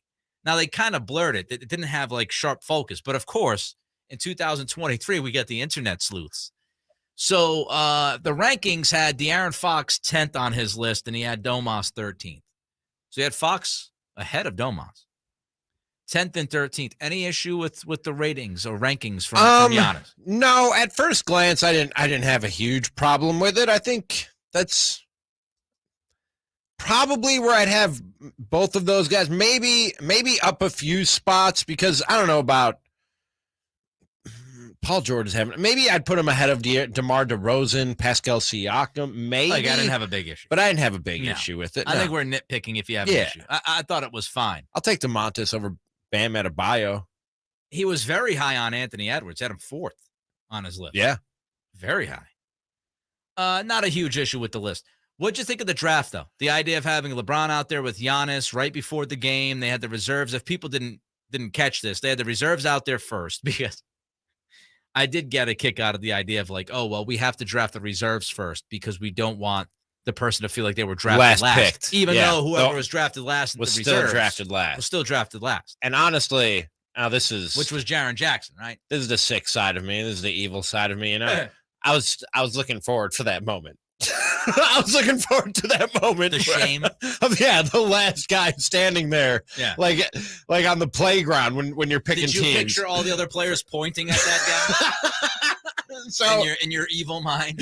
So that took some of it away from it away from me. But I thought I'd really like this format. I thought I'd really enjoy the playground style draft. LeBron said afterwards he liked the made for TV format that they used to do better, where they'd be on with the guys on TNT during pregame or halftime of another game and have the draft there. And I agree with them because I think it just made for more. It left more room for entertainment for Charles to chime in. You know what I mean? This was just, it was too staged with literally everybody up there on a stage and having this draft. It's funny you say that because I liked it. I liked the presentation. I see on YouTube our guy Cole G said, if it was a little bit quicker, it took too long. That was the other thing is it took way too long. Said, but speed it up and it'll be fine. I actually liked it. I did. I liked the presentation. I think EJ is great at what he does. There's nobody. Everything he does. There's nobody that handles chaotic, free-flowing live sports content. Agreed. Like Ernie Johnson. That's why he's just so perfect as the point guard of TNT and that crew. I was wondering if you would give mics to certain players where they could react live. I also wonder if you don't want to do that, why would you not have Chuck take part in it? Right. Why wouldn't you have those guys take part in it? They could sit up there with, you could have almost like a little just a panel, a little side panel. EJ's hosting it. You get the two captains drafting, and you get the side panel throwing in their little barbs. That would have been good. I didn't love it. I liked when they drafted and they put the name up there. I liked that. I liked it. I was able to keep track of who was being drafted and didn't do a lot for me. I thought I'd really like it. It didn't do a lot for me. I was maybe sitting you there had watching it higher expectations. Yeah, maybe. Expectations can be the worst enemy. I thought it was good. I'd watch it. I'd watch it next year. I say go back to the made for TV thing. Well, maybe LeBron will make that decision because as we know, he is the all-knowing. By the way, all guests come to you from the Folsom Lake Honda Hotline. Folsom Lake Honda, your one-stop Honda shop. The return of Feeling It or Fraudulent next. Cattles and Ramie. Sactown Sports.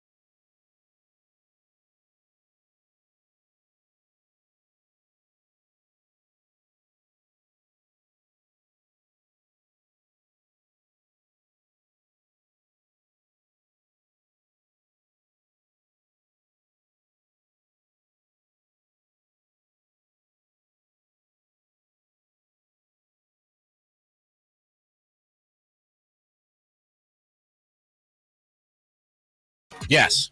So now we re-debut. Feeling it or fraudulent? I think Big Voice Guy said fraud or fraudulent. Like, Did he? yeah, I heard it too. Yeah. We need to get that fixed. He said fraud or fraudulent? Yep. Yeah. And then I It's the felt same bad. thing, man. I was like, am I saying it wrong? saying it wrong? No, it's feeling it or fraudulent. Is it division or diviz? It's division. It's Fraud division. or fraud? Feeling it or fraudulent is what the segment is called. He also said fugazi. I like that though. We're okay with that? Nah, I'm not. No. Fugazi. Yeah, I'm with you, Nick. Fugazi. Oh, is it? Yeah. Fugazi, man. All right. Fugazi. My bad. All right, so listen. Maybe I've been saying it wrong all this time. We'll work on We'll work the open, kinks okay? out. We'll work the kinks out. Yeah, we got a lot of kinks, I see. Kicking some things around today on the Tuesday version. Yeah. A lot of wrinkles today. A lot of wrinkles. So here's the idea. JJ will throw some stuff out at us, and we will say if we're feeling it or if we think it's fraudulent. It's fugazi. It's Fugazi, not Fugazi. And today we're going Have to I been do saying a. Fugazi all these years? I don't know. And if you have, we need to check that right now. Right at the door, right now. The last time you said it was just a second ago. Never again. Huh. So we'll run through this. We'll see how it goes. This is going to be a buyout market edition, NBA buyout market edition. All right. Yeah, we're going buyout. Feeling it or fraudulent, fellas. We're going to jump around the NBA as we've seen a couple guys get bought out and head to a new team, as you've heard Simone talk about. We'll start right down the border, down the coast, I should say. I don't want to sound like the big name guy who's getting things wrong.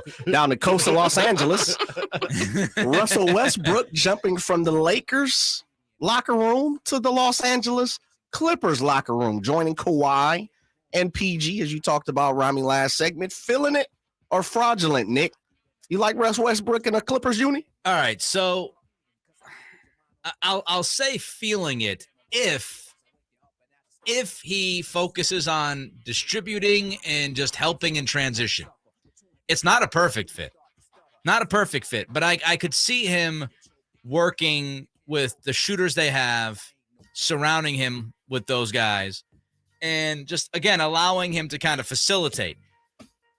I think a better point guard for LA is one that kind of lets the wings have the ball, get out of the way, and kind of just stay behind the three-point line, specifically the corners, and knock as many threes down as you can. But for who was available, he's better than John Wall. So I think he can help if he focuses on the right things, Ramie. You're talking about it from a basketball standpoint. Yes. I'm feeling it from a people standpoint, because I think Russell Westbrook is good people. And I think that the way they did him in Los Angeles was dirty, man. He was recruited there by LeBron and Anthony Davis. He was and he was seen as like somebody who was going to come in and take him to another level and win championships.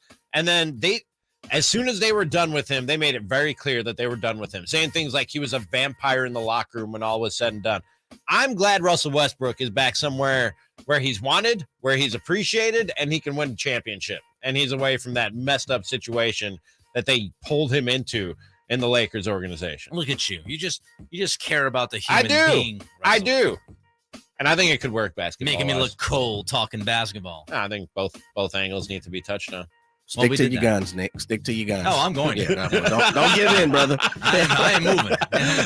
I'm right here. We move on to someone who was formerly in Los Angeles, now is in the Windy City. Up your way, is he getting some of them hot dogs with the ketchup, not without the ketchup there, Ramie? No. We're talking about Patrick Beverly. Feeling it or fraudulent? They literally will not serve you a hot dog with ketchup on it. That's what's wrong with you Midwesterns right there. I saw this yesterday. River turning green and everything. And I was like, I said to myself, this is Ramie's moment. Chicago Bulls brings in one of his favorite. I do love players, Pat Bev, and I'm a Chicago born and raised, and I should love this move. And but I think it's fraudulent. It does nothing for the Bulls. They're not going anywhere. Are they going to make a push for the 10 seed? Look at you. And for Pat Bev, what are you doing? Why wouldn't you go somewhere where you could win a championship or at least make a deep playoff run? I mean, I get it. He's going home, and good for him, and I'm happy for him. But I don't understand this from either side. Why are the Bulls putting any more chips on the table on this season? And why is Pat Beverly going to a hapless Bulls team that's not going anywhere? Who is this for? Who exactly is this helping? I'm feeling it. How many other options did Chicago have? I mean, let's be honest here, right? Lonzo Ball's done for the year. I don't know if he's ever going to be back. I hope he's back, but talk about a young It's man's a weird career. situation there, You man. know, he fixed his shot. What he did Mm-hmm. from UCLA to Chicago, him working on his shot during the in-between there, that shows work ethic and a dude that cares. And he actually became a good shooter. So it's a bummer for Lonzo, but he's done for the year. Chicago did not want to wave the white flag. They have, Wave the white flag. Their big three. Look, if they were going to go in a different direction, they would have done that at the trade deadline. Like if you're selling this team off, then trade Zach LaVine, just start rebuilding all over again. Because I don't think anybody looks at Chicago as currently constituted as a team that's a dangerous team. No. Just don't. Zach LaVine's a scorer and nothing else. Vucevic is a nice, decent piece. Nothing great. And DeMar DeRozan is a fun player, but I don't think DeMar DeRozan and Zach LaVine necessarily enjoy or fit with each other. No, they don't like each other at all. So- Don't like playing with each other. I don't know if there's anything personal there, but they clearly don't. They don't mesh on the court. So, I mean, just for drama's sake, I'm cool with Pat Bev joining Chicago. I don't Come know. on, man. Throw the wild card in the middle of that. Maybe he locker could room. do for them what he did for Minnesota last year, which is give him a little swagger. But he was doing that for a young Wolves team that was trying to build something and go somewhere. This is just they're spinning their wheels in Chicago, man. I don't know who this helps. Helps Pat Bev. He gets to go home. Yeah, that's true. That's right. I like that. Good for him. Ramie, you should go home. Get your hot dog. We move on down to the southern part of our United States, to our country. We're talking about Miami, MIA, where I think we would all love to be it sooner or later within the next couple of months. That's where Kevin Love is heading, fellas. Feeling it or fraudulent, Nick? Are you feeling K Love down with the Heat? Fugazi move. Look, he can't defend. Yeah, what does he do exactly? He cannot. This is a team that has built its fabric on guys that will be willing to defend. Eric Spoelstra is a big believer in that. This guy gets toast on the pick and roll every time. Offensively, great. Yeah, he can rebound, he can stretch the floor, he can pass, but he's going to give up as much defensively as he's going to help you offensively. Maybe you can try to hide him because you have you have other defenders that can protect him, so to speak. But if I was Miami, I would not have been as high on this move. Yeah, it's fraudulent. I don't know what this does for Miami, how they think this moves the needle or helps them move up in the Eastern Conference or improves their chances in the Eastern Conference. Does nothing for me. Now he'll average 45. course he So there you go. Feeling it fraudulent on a Tuesday. By the way, it's 3:39. Fugazi, huh? Time to check out Coastside Medical Clinic, dedicated to providing breakthrough remedies for men. Yes, it's Fugazi. Good to know. I'm shocked that you thought it was Fugazi. It's one of those things that now I don't even know how I've been saying it all these years. You know what I mean? One of those words? You have those? You're going to have to go back in time. And I have no idea. I have no clue how I've been saying it. Now I'm confused, and I'll probably say it wrong every time. Fugazi or Fugazi? Forget about feeling it or fraudulent. Is it Fugazi or Fugazi? Fugazi could be like a fake fraudulent. Fugazi is the legit fraudulent. Is there a band called Fugazi? What am I? I don't know. No. No. You're thinking of Chris Jericho's band. Fozzy, right? Fozzy. Okay. I don't know. If you don't know, and you're the one that says the word, you expect me to know? My mind is playing tricks on me. I don't know. Bushwick Bill. Thank you. God rest. Is Debo Samuel on the trade block? That and more coming up. Cattles and Ramie. Sactown Sports. Sacramento weather is brought to you by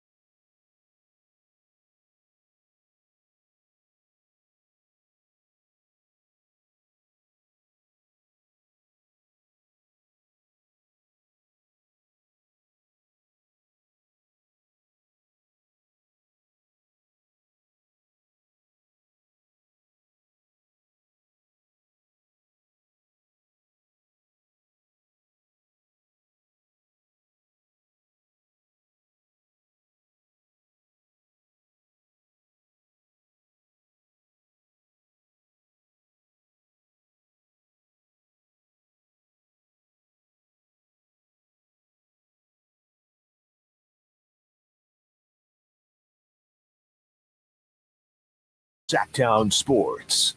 I have to apologize to Ramie Mackloff. Oh, there is a band, Fugazi or Fugazi. Thank you. I thought so. And this person on YouTube pointed it out, thanks to Michael.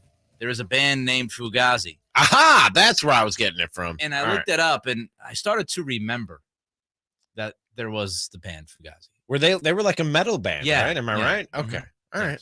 And it was pronounced Fugazi. I think so. Okay. That's my memory of it. That's maybe where I got it from. It's like it was buried deep in the back of my brain. And when I looked it up, when Michael said on YouTube there was a band, I looked it up. I said, oh, yeah, I do now remember that band. So. All right. See, I knew it the whole time. Me and LeBron, They lasted until 2002. Huh. Then they went on an indefinite hiatus. I wish them all the best. Yes. We wish you the best, Fugazi. So, Ramie, you were right. Thank you. Luke Tia says punk. Can you not clip metal. that? Can you clip him saying, Ramie, you were right? Thank you. Fugazi Waiting Room. Great song, Johnny G says.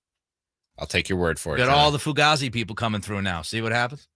By the way, before we get to the latest on Debo getting traded or not, I'm not going to call shenanigans, but I'm close to being calling shenanigans. On whom? Simone.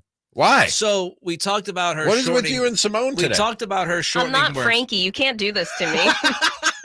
I love you, Simone. But we talked about you shortening words during the update.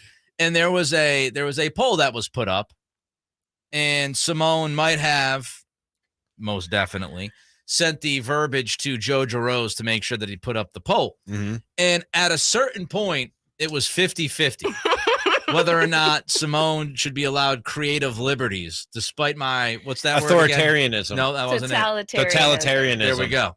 Yeah. At one point, it was 50-50. Yes or no? And now? 56% yes.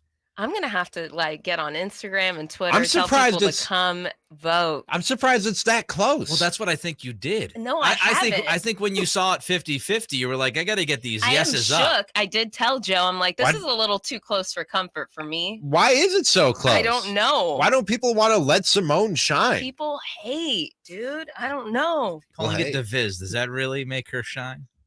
Shortening division to Diviz? That's how we shine? It's Yes. true. It's how Simone chooses to shine. Right. Okay. I could have someone else It's her write the creative headlines. liberty Yeah. right there. I'll take your word for it. Take your word for it. I told you about this Debo thing last week. You did. You brought it up. You're like, I don't know. Yes. So let me give you some context. So I used to work at 98.5 The Sports Hub. I helped launch the station in New England, in Boston, in the Boston yes. area. It is known as the best radio station in sports talk in the country. Mm-hmm. I was there for a number of years. Now, I worked with a guy by the name of Jimmy Stewart, and they call him Jay Stu. Jay Stu is the producer of Felger and Maz, the afternoon show. Now, Jay Stu, he had said during one of the shows like last week that Debo Samuel, that the Patriots, I think he said sniffing around, something like that. Something in that. That the Patriots were interested in Debo. Yeah. And that, something might happen. And I told you, Ramie, I said, Jay Stu, he has legit sources with the Celtics. And every once in a while he gets things right. But he's also been known to kind of stoke the flames, to throw stuff out there, to start the conversation, right? To get his hosts talking about something. So I kind of stayed away from it. I said, I'm not going to pay too much attention to that unless somebody else comes out, like my buddy Greg Bedard, who I'm personal friends with and work with. Burt Breer is another guy. Mike Giardi. There's a lot of guys in the New England area that could come out with something, and I would say, okay, Mike Reese, another one for ESPN. So I was not putting much stock into this. But, of course, because it's 2023 and things get online, all of a sudden now this became a thing. Yeah. Well, the Niners Wire came out and said they're not necessarily sourcing it and saying this is not going to happen. But what they did remind us of is if the Niners traded Debo Samuel, they would have to eat $28.4 million. Debo's going to be a 49er next year. Yeah. That's what that means.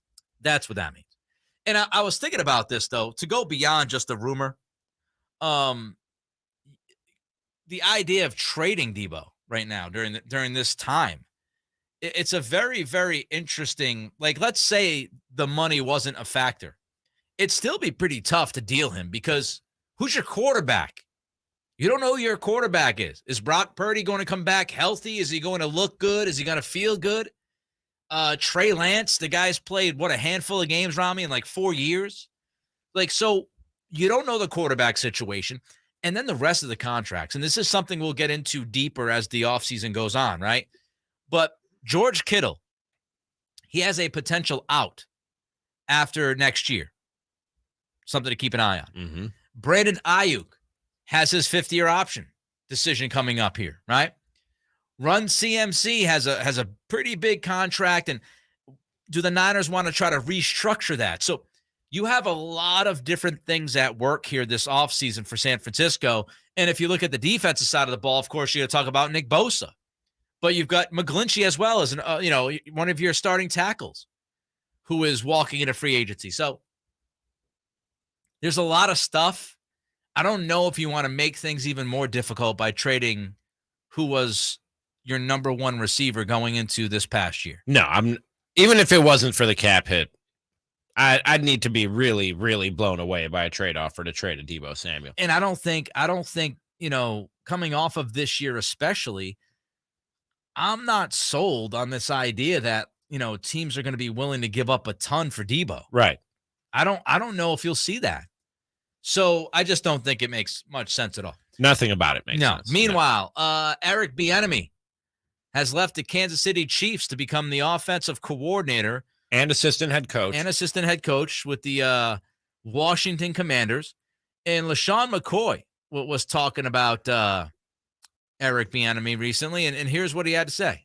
What's his value? What makes him a good offensive coordinator? See, the problem is a lot of these people that go on social media, he should be the guy for the job. They haven't played there. They're not in the locker room. I've been in the rooms where he's coaching, and he has nothing to do with the pass game at all, right? When the plays are designed, that's Andy Reid.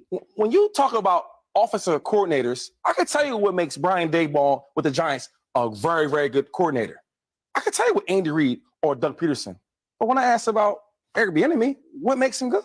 When we watch the film or practices and we correct the wide receivers, the running backs, the quarterbacks, he doesn't talk in there. Andy Reid talks in there. He may say things to the running back because he's an ex-running back coach. I get that. But he has no real responsibility. Now you go from the Chiefs, where you can hide behind Patrick Mahomes, Andy Reid. Then you go to the Washington, where you got to call plays. You got to run the meetings. You got to run the installs.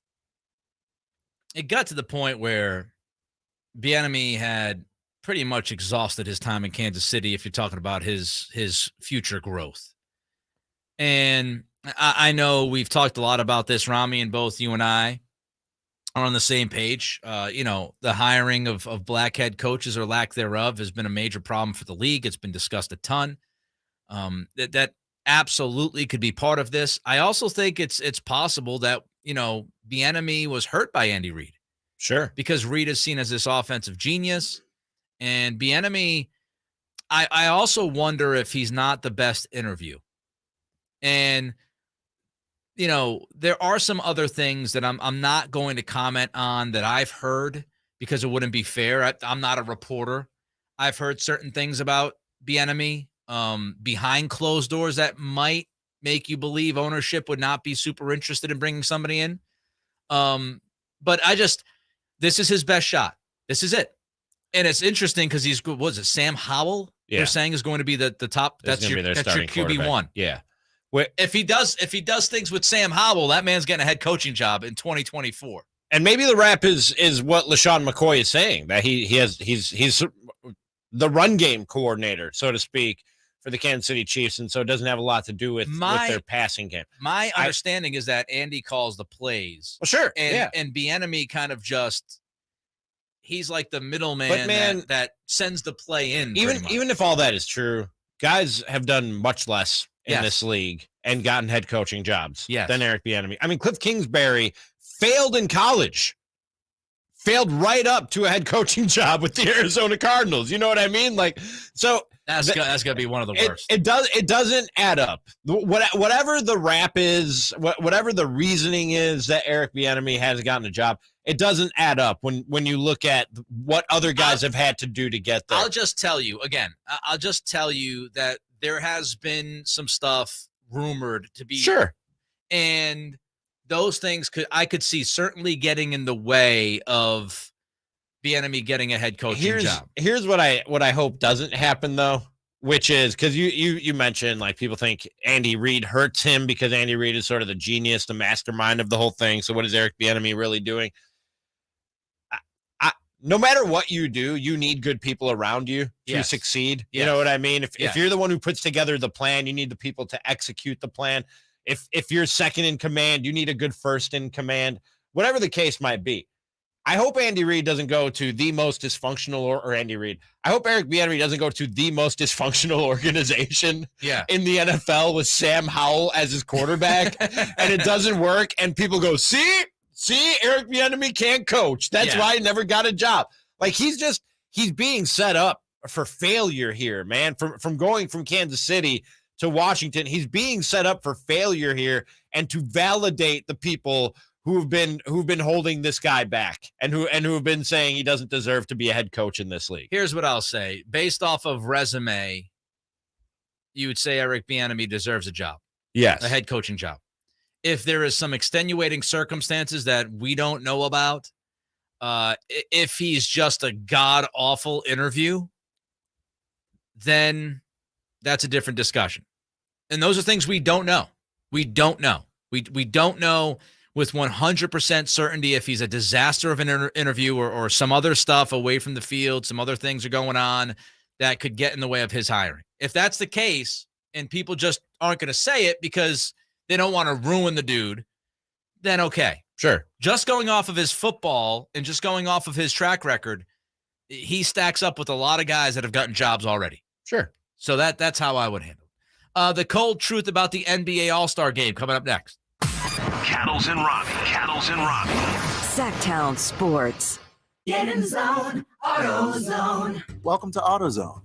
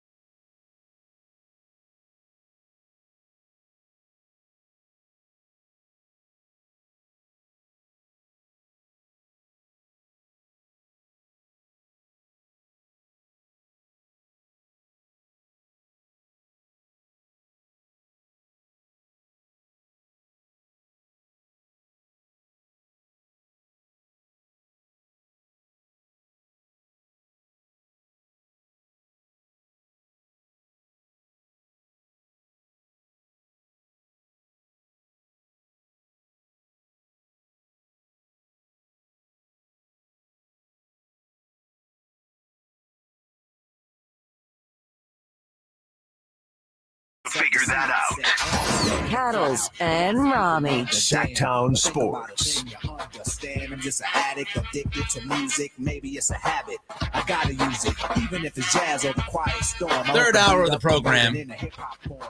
Trying to hold on, Ramie. Doing all right over there? The throat is going to be an issue, my friend. How long is this going to be an issue? Until my sinuses get figured out. Welcome to Sacramento, baby. Yeah, I don't think it changes. I had some of this in Virginia. I got acclimated. In Virginia. I'm hoping I get acclimated. Because I basically I've had symptoms since I moved here. Like Yeah, when yeah.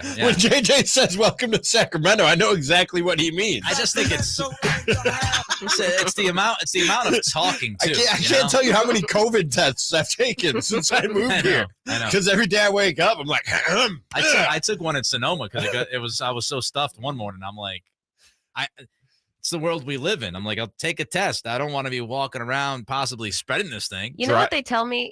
You're supposed to eat local honey. That's what I hear, Simone. Yeah. Yeah. Go hit up you like the farmer's market. I do. So Yeah. get a little. They have a bit of honey the stand there. While you're there, because I don't do the farmer's Get market. some local honey. Can you get me? I will. Next time I'm at the honey stand. Why you don't do the farmer's market there, Mr. Cattles? It's Boring. nice. It's boring. Boring. It's boring. Wow. You don't like getting fruits and vegetables Yep. and nuts and grains Oh, and there's granola so much. for your There's body? so much more than that, JJ. I'm just saying, You're but making I mean- it sound. There's live music. No. There What are I'm desserts. saying- You can grab a coffee, sit down, enjoy He the doesn't weather. like You don't- nourishment. You don't have to sell me. Sell your partner. What I'm saying to you is I was asking the reason why. I like the farmer's market. Oh, I like okay. the All right. type of situation. Denials, Roseville, I'm all about Love stuff. it. Right. Love it. That Midtown Farmers Market is nice. It's like $6-7. Sure, it's great. Stands, produce, desserts. I'm gonna be honest. I haven't really gone to one. Really, really good. Oh. By the way, It just strikes me as boring.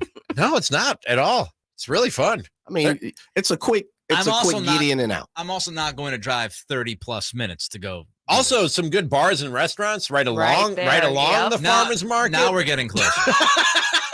You can bring your dog too. Could bring the dog. Can meet some other dogs. Make some friends. All right. It'll be nice. It'll be fun. By the way, I David mean, it'd be in the building. David Lombardi says Brock Purdy will undergo surgery on his torn UCL tomorrow. Purdy. Well, there you go. Hope is that an internal brace is successfully installed and Purdy doesn't need a more extensive hybrid operation.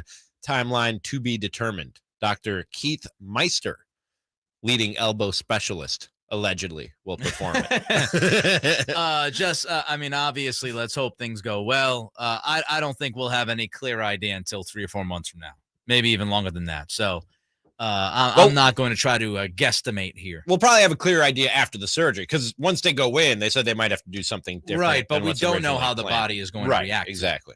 We'll know the extent of the surgery. We just won't know how, Purdy's going to react to it. Right. I.e. Trey Lance. We knew what happened in the surgery, and then, things didn't work out so well. He had to get the metal replaced, taken out.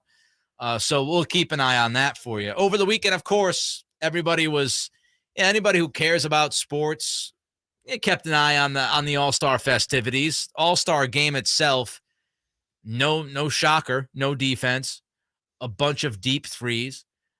Jason Tatum scored 55 points, dropped the double nickel. He won the MVP.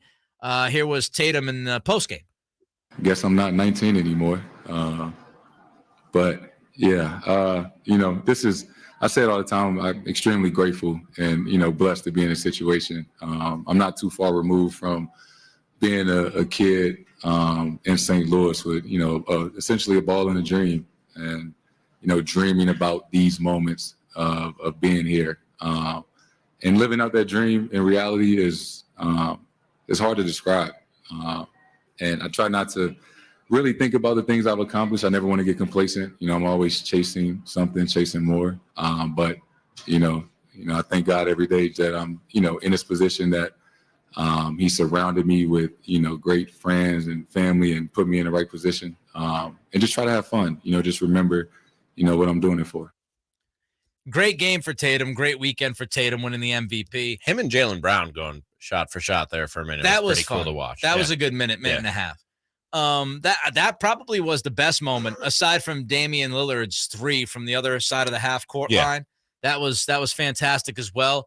But I don't think anybody watching this game watches the game for the basketball Honestly, it's the entertainment. Nobody, I don't think anybody now anticipates this being a super duper uber competitive game. Even Mike Malone, who was the coach of Team LeBron, had to admit in the post game it wasn't great. Here he was. It's an honor to be here. It's an honor to be a part of a great weekend, great players, but that is the worst basketball game ever played. I don't know if you can fix it. I mean, I give Joel Embiid, Kyrie Irving, those guys were like competing. Joel was imploring some of the guys to play harder, to try to get some defense in, but no one got hurt. They put on a show for the fans, but that is a tough game to sit through. I'm not going to lie. Yeah, there's one of the head coaches saying that game stunk out loud. And he's right. And people are wondering, can you fix it? Can you fix it?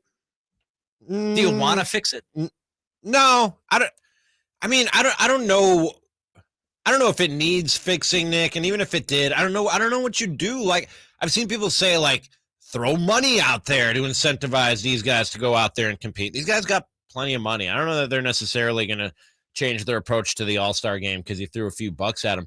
I don't know. And I think this goes back to what I've said about the slam dunk contest. Like, this isn't basketball. Like, what you're going to turn on and watch in the All-Star game is not a game of basketball. It's a display of basketball abilities. I get bored of it. Like, I love the slam dunk contest, but the slam dunk contest, well, I love the slam dunk contest when it's good. I should put that disclaimer on it because it can be terrible. Slam dunk contest is a half hour, 45 minutes. As amazing as it is to see these guys fly through the air and do the things that they do and make the shots from beyond half court like a Dame Lillard does, like, that's not going to hold my interest for 2.5 hours, 3 hours. You know what I mean? Like, it's cool. And I go, whoa, it's jaw dropping. But I was sitting there like scrolling Twitter and texting my friends while the game was going on. And then I'd look up when there was an exciting moment. It's the worst part of NBA All-Star Weekend. And I don't know if there is any fixing it or if it even needs fixing, Nick. They try to fix it, right? Chris Paul came out with that whole target score idea, which is the Elam ending, right? Pretty much for all intents and purposes. I still don't understand it, by the way. The target score thing helped, I felt, the first year. The second year was, it was okay. But now we've fallen back into form, which is nobody cares. The players are not going to play defense. There's no desire to go hard on the floor too often because there's legit injury concerns, I think, of the guys. Another problem that we don't talk about enough is when this game happens. The timing of it's not at the midway point. Like, these teams have played 60 games. And these guys, I think they're at the point of just like, hey man, we want a break. We play a lot of basketball and we've got this week off. We want to take this week off.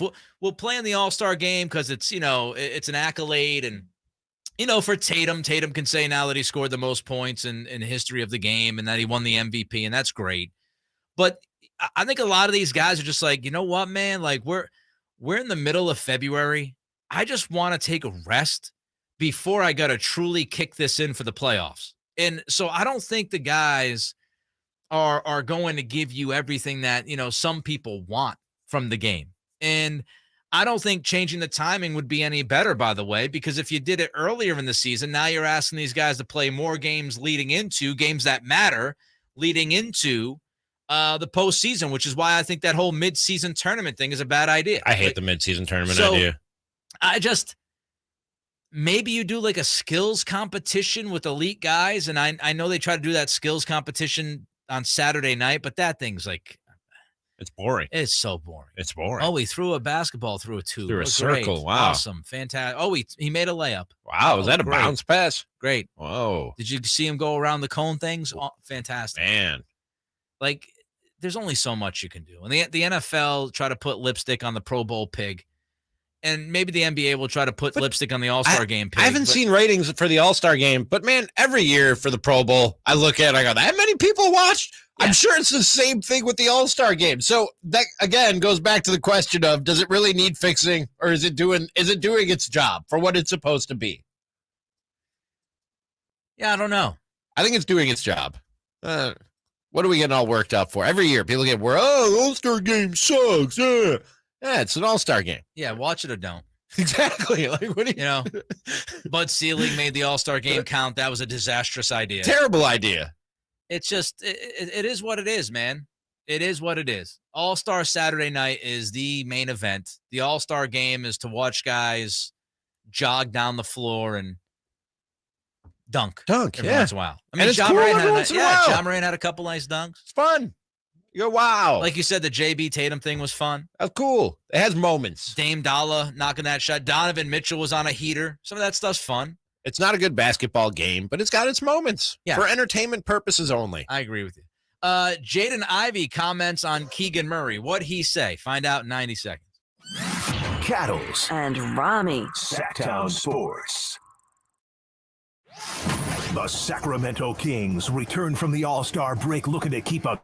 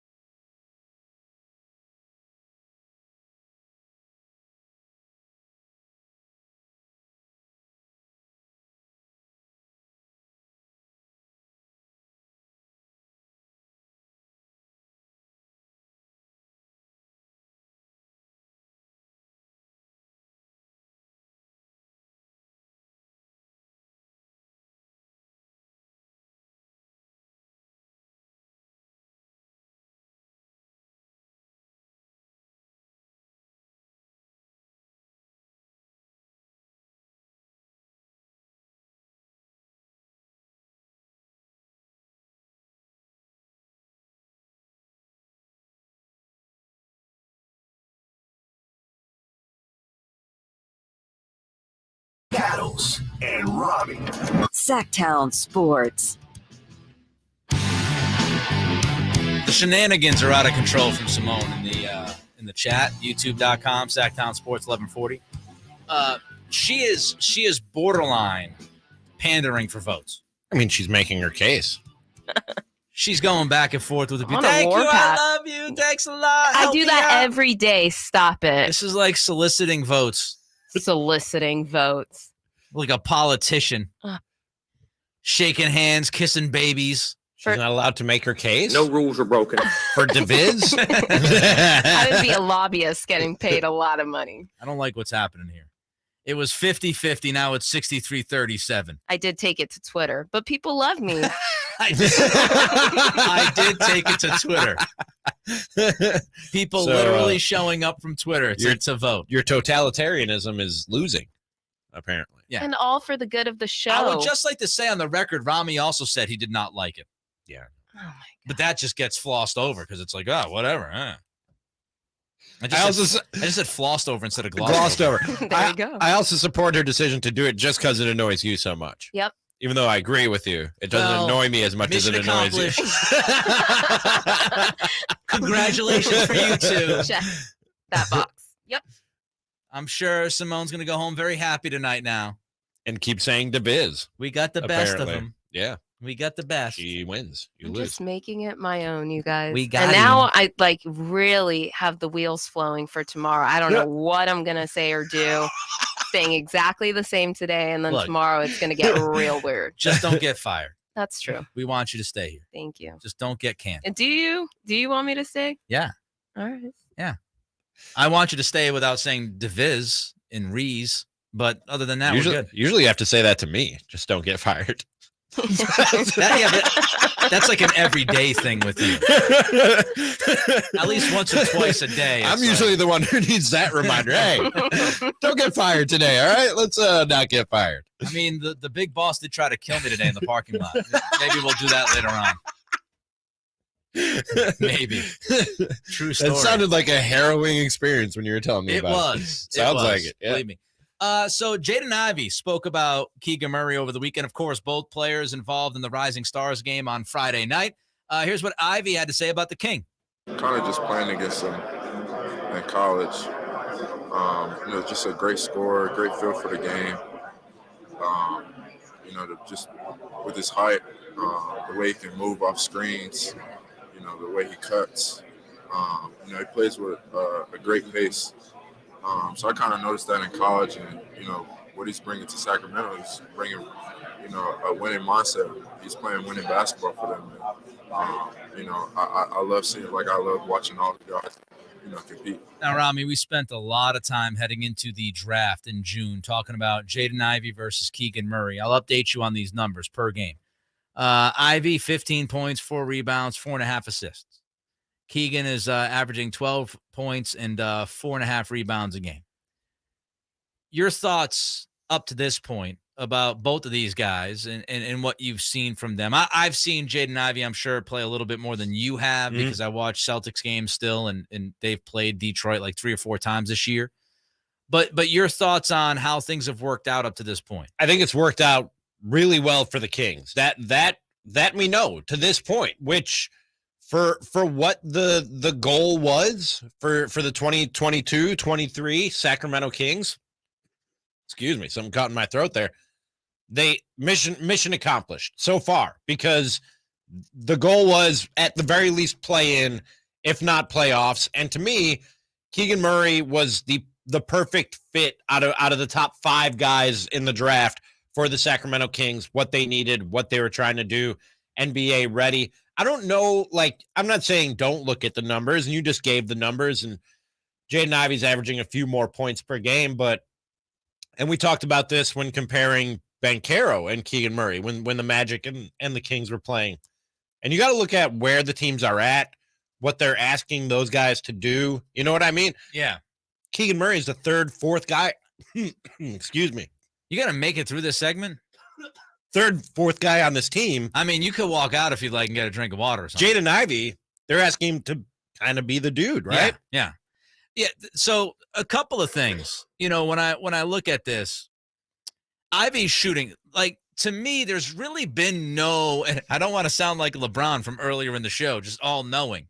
But when we talked about these guys heading into the draft, I feel like a lot of the things we discussed have actually come to fruition. Like, so Keegan not being the number 1 option, right? And when we talked about Rookie of the Year, that was the reason why I said I'm not a big believer that Keegan's going to win Rookie of the Year. It's not because I don't believe he has the skills to win Rookie of the Year. It's because of opportunity.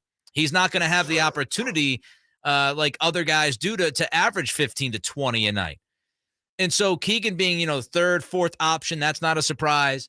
Keegan still having to develop his isolation skills and creation skills and all that stuff, and feeling comfortable taking the ball to the rim and all of these other things we've talked about as far as his development goes, defensively development. These are all bullet points from pre-draft conversations. Jaden Ivey's the same way, right? The questions about Jaden, would he consistently play defense? Still a question. He has these lulls like a lot of young players do.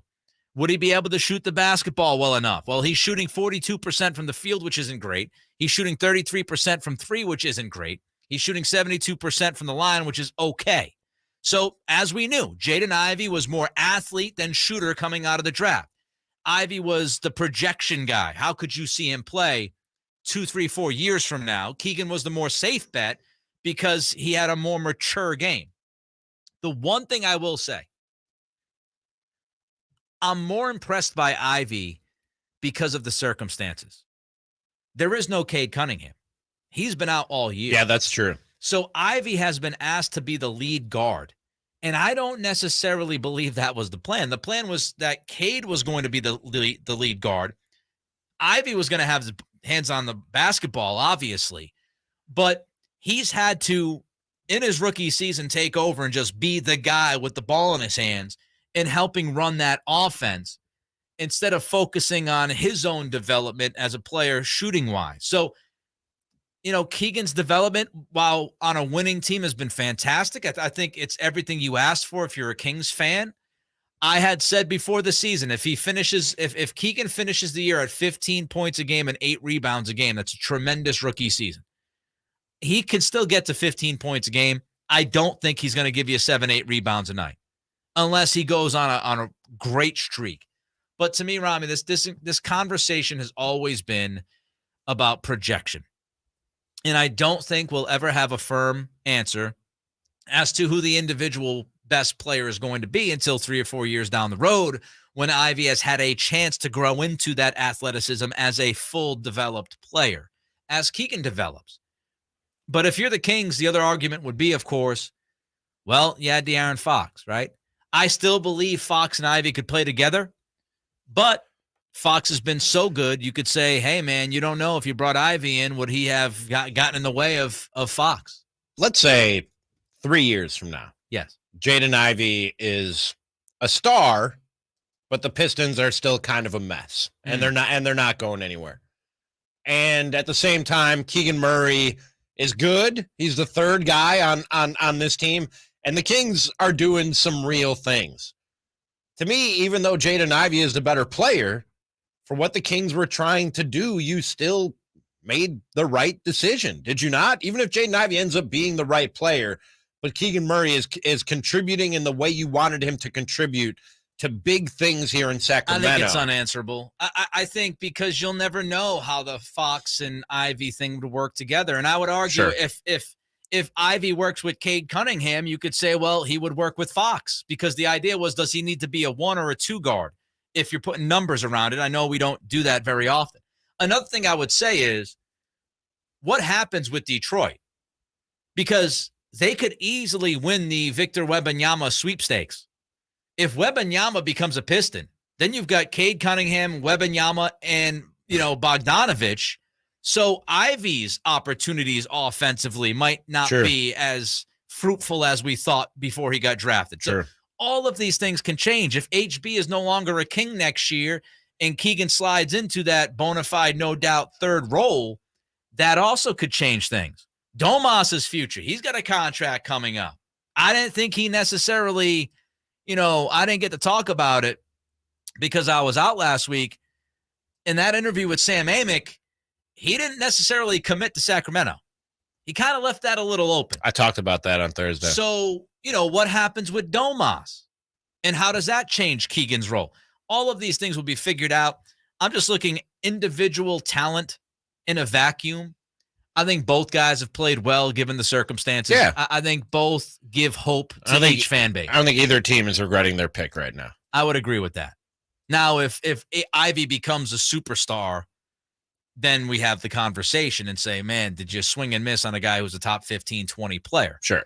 But for now, I think you feel good. I agree with you. I think both teams feel pretty good where they're at. Coming up, an NFL team is reportedly disgusted with their QB1. Cattles and Ramie.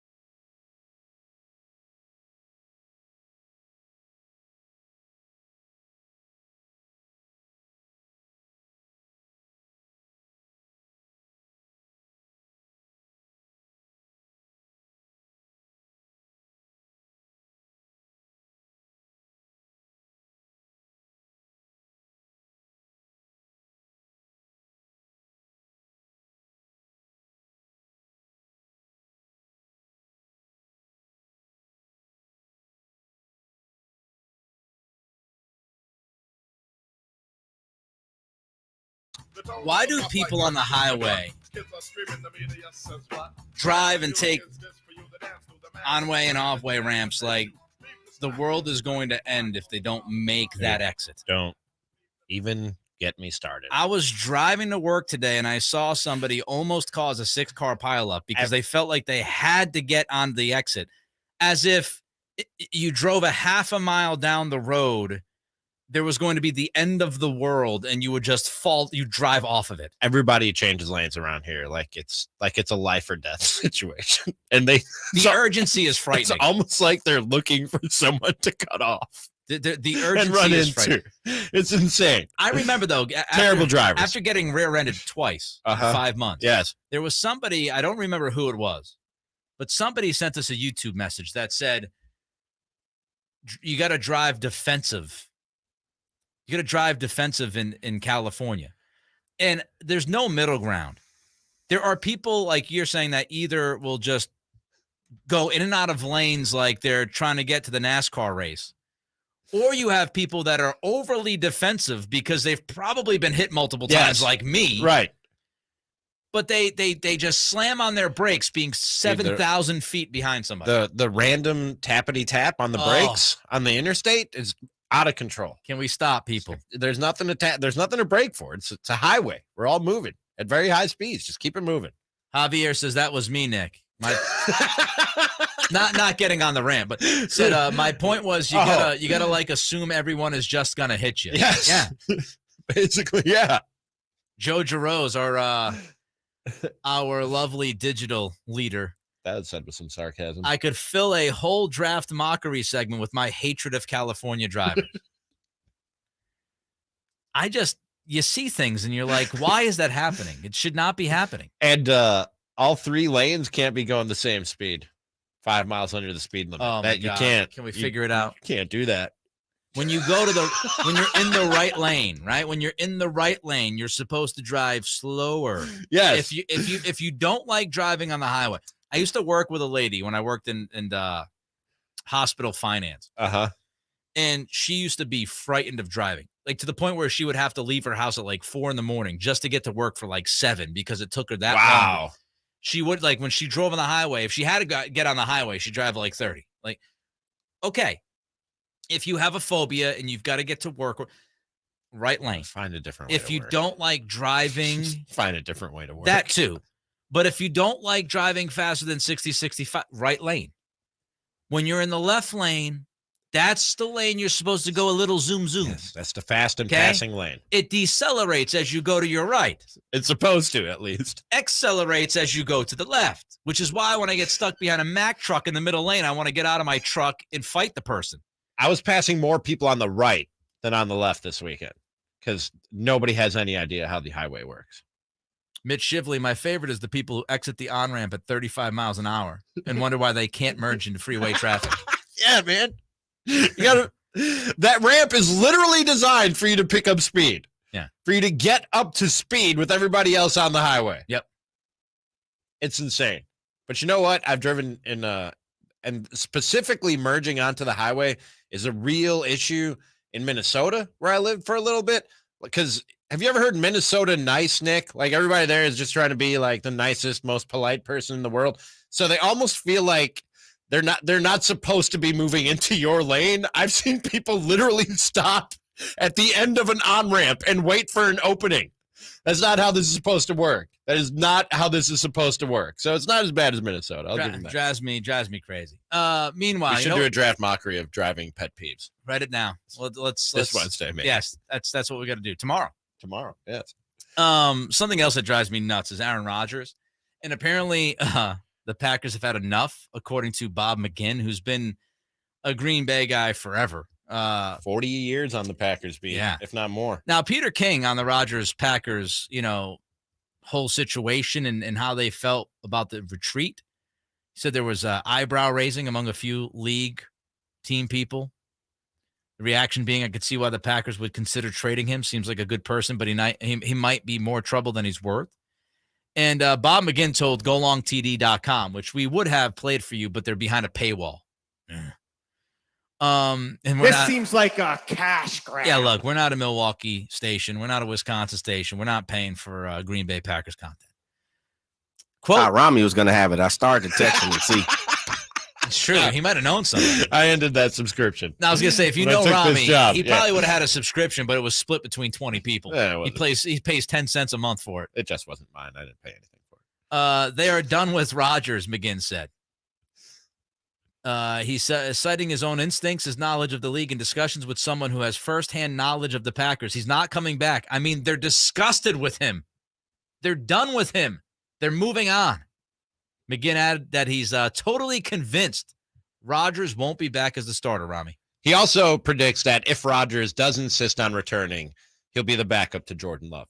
That, I promise you, is not happening. I have a better chance of waking up tomorrow morning with my head stapled to the carpet. Aaron Rodgers ain't showing up to Green Bay next year happening. to back up Jordan Love. That is simply not happening. I believe Bob McGinn. Like I said, he's been on the Packers beat in one form or fashion for 40 plus years.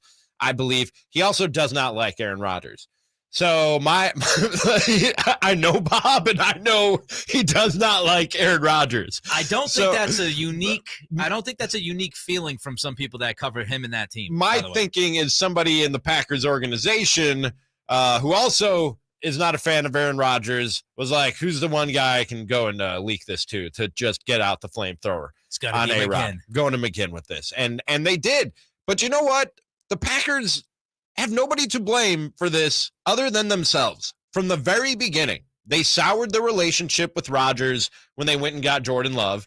And then they tried to pull the old, I'm sorry, baby, please come back, when Aaron Rodgers was not pleased with that and put up back-to-back MVP season. They showed up at his door with flowers in the form of a $50 million per year contract and caved in to this dude who wanted to be put back in control, wanted to be put back in charge of that Packers offense.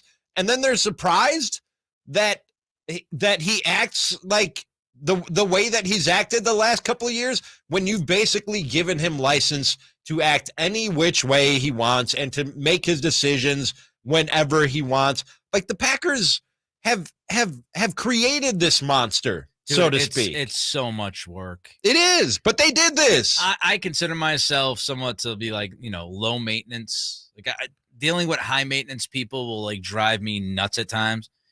This dance every offseason for the last like 3 years is just, it is fatiguing and frustrating for the Packers, I'm sure. Like, because as he's going into his 4-day darkness retreat, you're holding up your offseason.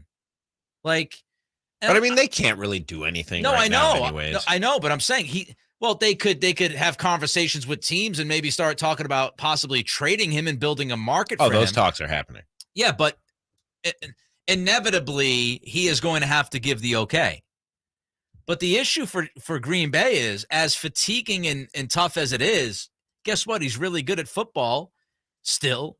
And it's not like they have a great contingency. I have not seen nearly enough from Jordan Love to say, oh, yeah, you're sitting Rodgers or trading Rodgers to get that guy on the field. And I can tell you right now, if Jordan Love was what they thought Jordan Love was when they traded up and drafted him, Aaron Rodgers wouldn't be a Packer anymore. Like this talk that they believe in Jordan Love and they're ready to move on from Aaron Rodgers because of their belief in Jordan Love is it's nonsense. It's falsehoods. They're making this up, because if they thought they had a franchise quarterback, they would have dealt with the one step back for the 5 steps forward in having a franchise quarterback for the next 10 years and move on from the headache that is Aaron Rodgers. They didn't believe in Jordan Love. That's why they gave Rodgers the extension. And then they're surprised that he's a pain in the ass. They're disgusted. Disgusted that he's a pain in the ass. They said what next? Cattles and Ramie. Sactown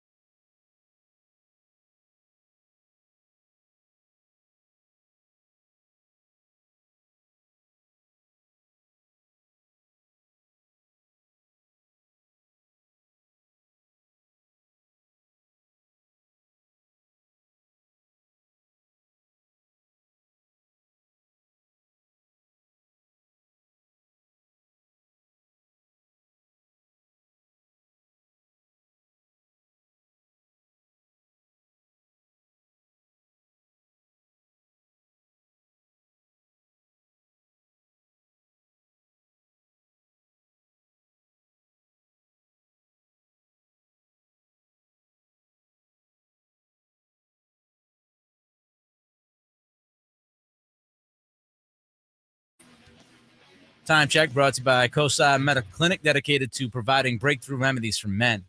A lot of people coming out in full force to support Simone's carelessness when it comes to shortening words. Wow, in that's her update. one way to characterize it. And I felt like I needed some defense. Wow. So there was a text, 916-339-1140. DeViz sounds dumb. I can actually hear Cattle's eye twitching through the radio.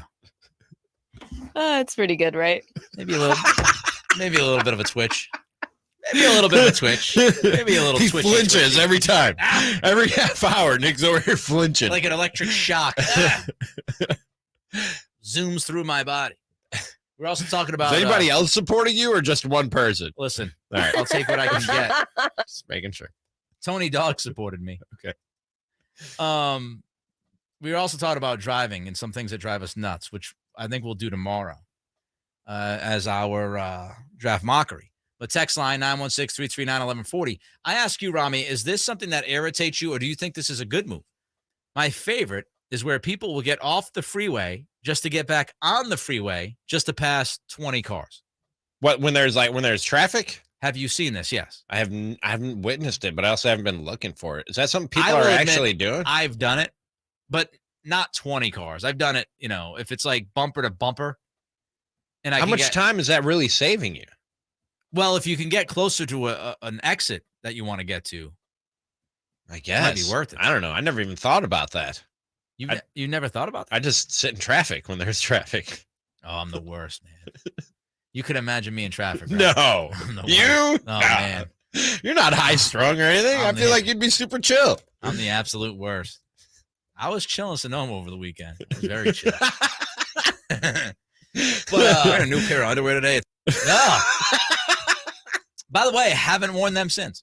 Really? Might not go back to them. Did you ruin them or something? Again, very cumbersome. Very, Are you sure it wasn't just because I know with me sometimes my fat tookus? No. It's not that it's an uncomfortable pair of underwear. It's just a bad marriage of underwear and pants. You know what I mean? Like the way. I think it was a bad marriage between underwear and my body. Fair. That's fair. That's what I think. I'm just saying that's not always the case. Sometimes the way a pair of underwear and pants I know what you're talking interact, about. the friction that might be created or the waistlines might not agree with each other, and that can cause problems. Yeah. Okay, so you don't think that was the issue? You think it was just I think it was they weren't designed for your body. Body by calories. Yeah, there it is. Okay. I don't think these if I went if I trained to be an Olympian, maybe one day these puppies would were these okay? So these were made for they're for okay. So I'm going to give you because guys of a certain physique. You're not going to stop.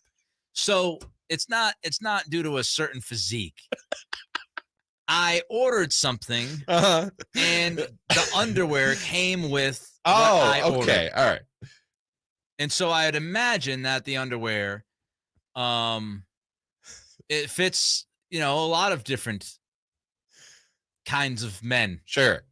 And body types. Okay. I probably went to a size too low.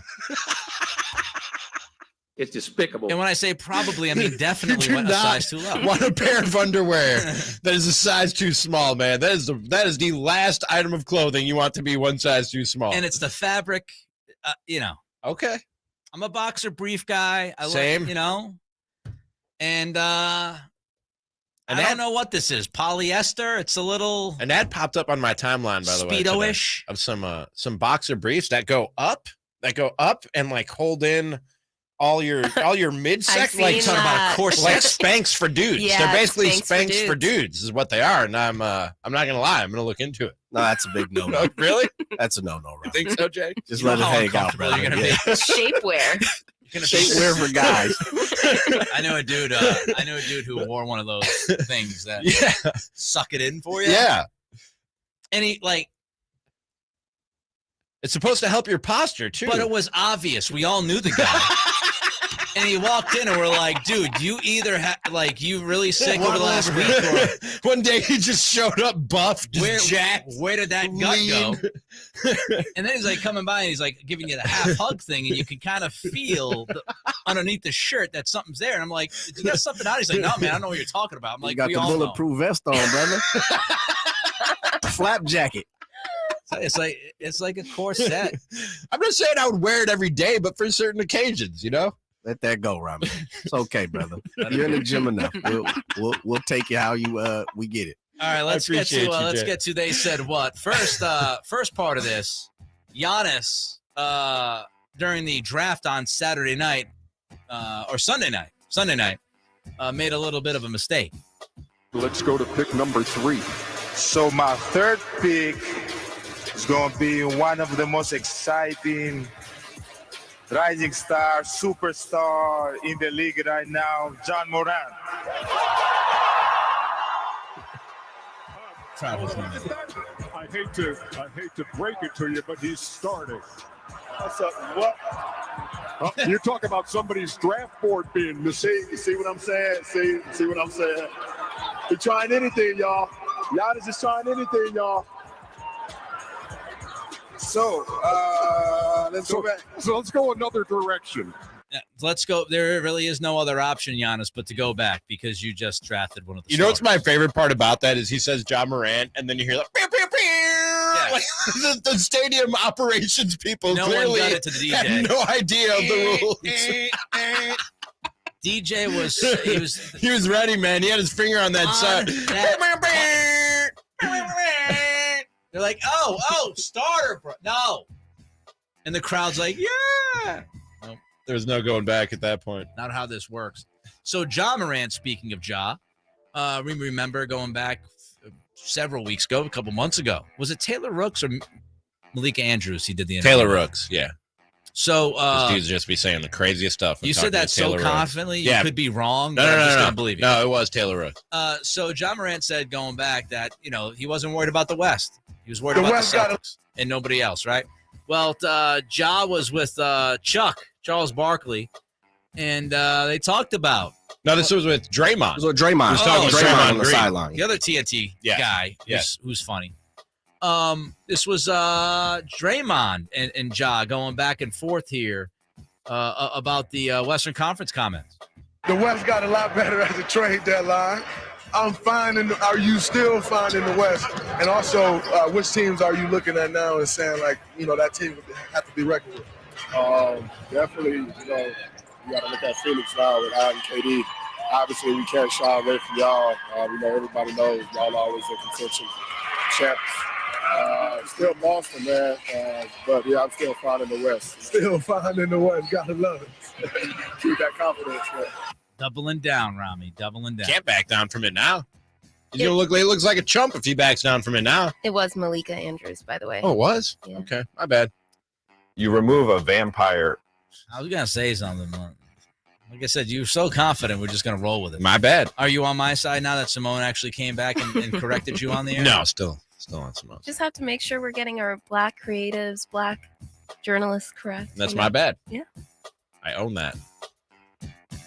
Two lovely ladies, two lovely journalists, Taylor Rooks and I just thought I was sure it was Taylor Rooks because dudes just Malika's, be saying the craziest things when they talk to Taylor Rooks. Malika's sister, is it Kendra? Kendra. Yeah. Kendra.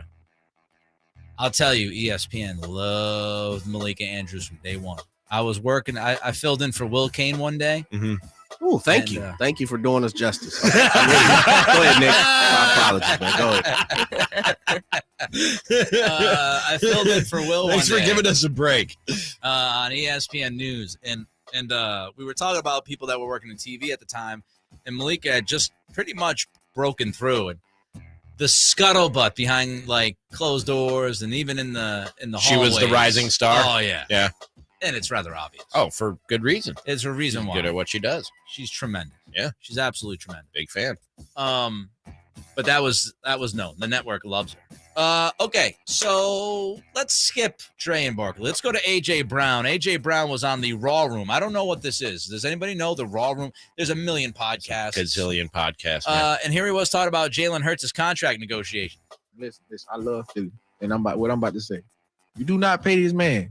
Just ship me off wherever he finna go. It's over with. Wherever I'm he telling you, finna go, I'm telling you. package deal me with him. Listen, so you talk about pressure, how we get it done. Get it done. Not mincing any words. If Jalen Hurts doesn't get an extension, I don't want to be here, is what A.J. Brown just told Howie Roseman and the Eagles. Yeah, get me out. And we know, like, A.J. Brown will draw that line. And he'll say it to Howie behind closed doors. He's done it once before. Once you go public like this, I mean, it is what it is. Wouldn't be the first time. No. I think, Jalen Hurts is going to get paid a lot of money. Yeah, you would think so. I don't think Philly can walk away from it. You would think so. Yeah. The final hour coming up. Cattles and Ramie. Sactown Sports. Get in zone.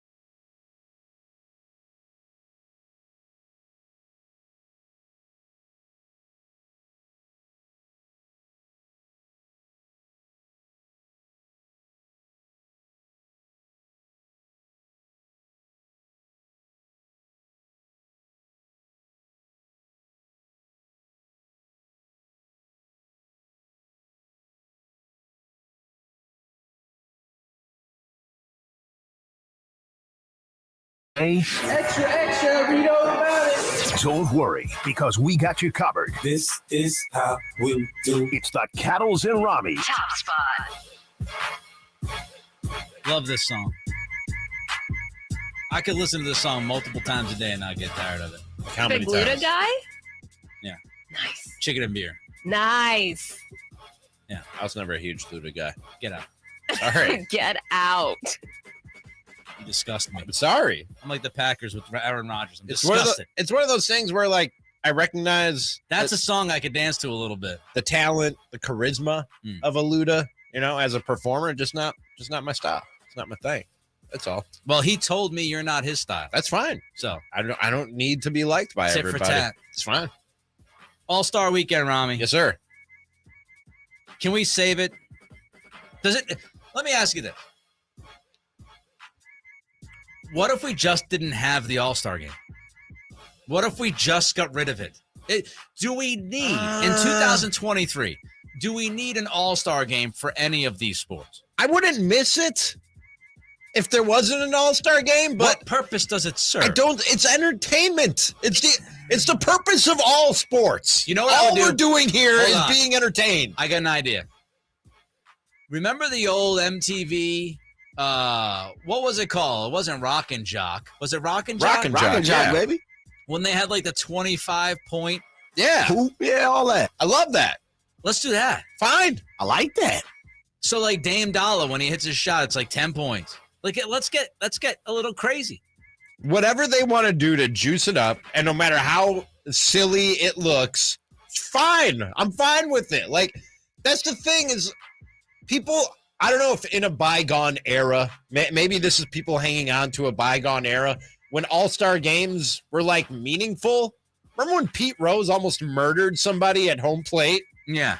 Running over the catcher to win a damn all-star game? Yeah. Is that what we want to go back to? Is that what people, you know what I mean? Well, like, you can't do that anyway, because I mean, even if you wanted to, these guys make way too much money nowadays. That's what I'm saying. I'm not sure Pete Rose would be doing that if he had a $300 million contract. He's insane, and so he would. Well, yeah. Yeah, he has. And rest in peace, Ray Fosse. That was Ray Fosse. That was Ray Fosse. I was trying to Name, think of the man. name, and I couldn't think of the name. Thank you, JJ. So I don't need all-star games to be anything more than what they are, which is just like an exhibition of skills and talents for the sport, whatever sport it might be. Now, the Pro Bowl is truly terrible.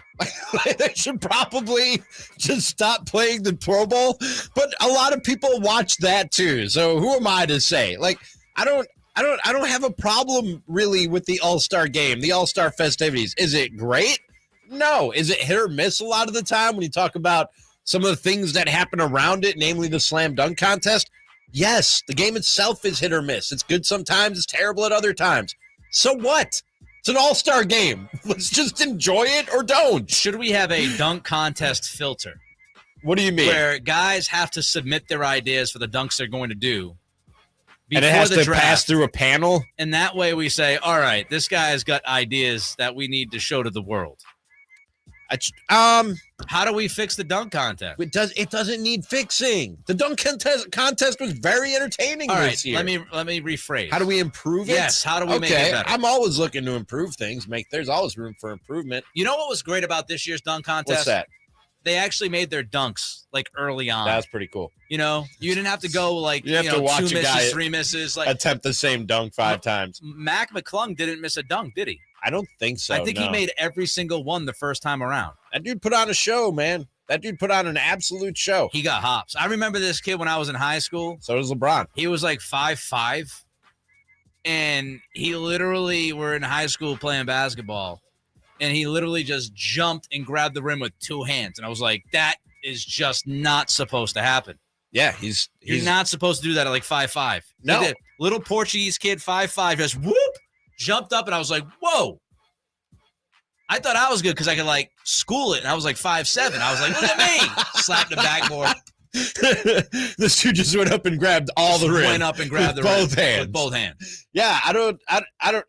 The slam dunk contest can be very good on a given year, and it was this year. It might be terrible next year. It doesn't mean it's been saved. It Doesn't mean it's been killed every time it's good and every time it's bad. And you don't want to change. You don't want to change a 3-point contest. Nah. Finishing the night. Nah, I'm good. And as the more we talk about it, Nick, the more I'm realizing like there's a lot of angst over nothing when it comes to NBA All-Star Weekend. It's just entertainment. And every year we do this. Every year we do it. Is the All-Star game broken? Does it need to be fixed? How do you fix it? Like just let these guys go out there and do their thing. There's no fixing the All-Star game. No. Unless all right, so there's this lane that we have to pick. All-Star games that are just for like fun and be outside the box like the Rock and Jock thing, or you're going to actually try to say no, it's a somewhat serious game. We're going to live within the rules and all that garbage. Like to me, it's like just get rid of it. The NFL did with the flag football game. That not like I watched it. I watched maybe 5 seconds of that thing. What if? Okay, here I just had an idea have come to me right now, Nick Cattles. Are you ready for this? Instead of this all-star game where you have the two captains and they pick the two teams, what if you took all the all-stars, put them all in a 3-on-3 tournament or a 2-on-2 tournament for All-Star Weekend? Take forever. Up to 11. Ice Cube might sue for just one night. It's just one night of a 3-on-3 tournament up to 11. You're taking Ice Cube's idea. Sure. 3-on-3 tournament. Yeah. Ice Cube didn't come up with 3-on-3 basketball. No, but he made it like a. Does that do anything for you? That's the only. I love how you just told me that Ice Cube did not invent 3-on-3. Like I thought he invented 3-on-3 basketball. Well, you said it like you thought he did. Like we're stealing Ice Cube's idea. Somebody brought up having players from abroad play Team USA. That does nothing for me. We see it with the Olympics. And that does nothing for me. It takes away from the Olympics, I think, if you do that. I mean, you can't really take away from the Olympics for me because. How about if you replace the All-Star game with the midseason tournament? No. No, I hate the midseason tournament. Of all the things in sports that gets brought up time and time again that I think are bad ideas, that's the worst one. I know what JJ, I think, just did behind the glass. What? Can you say it on the air? Yeah, we're updating you. Hold on. We're keeping a list of things you hate. Oh, okay. And as soon as you said that, JJ turned over quick and pointed. And I was like, that's what he's going to be doing. He already has it on there. Oh, it's already on there.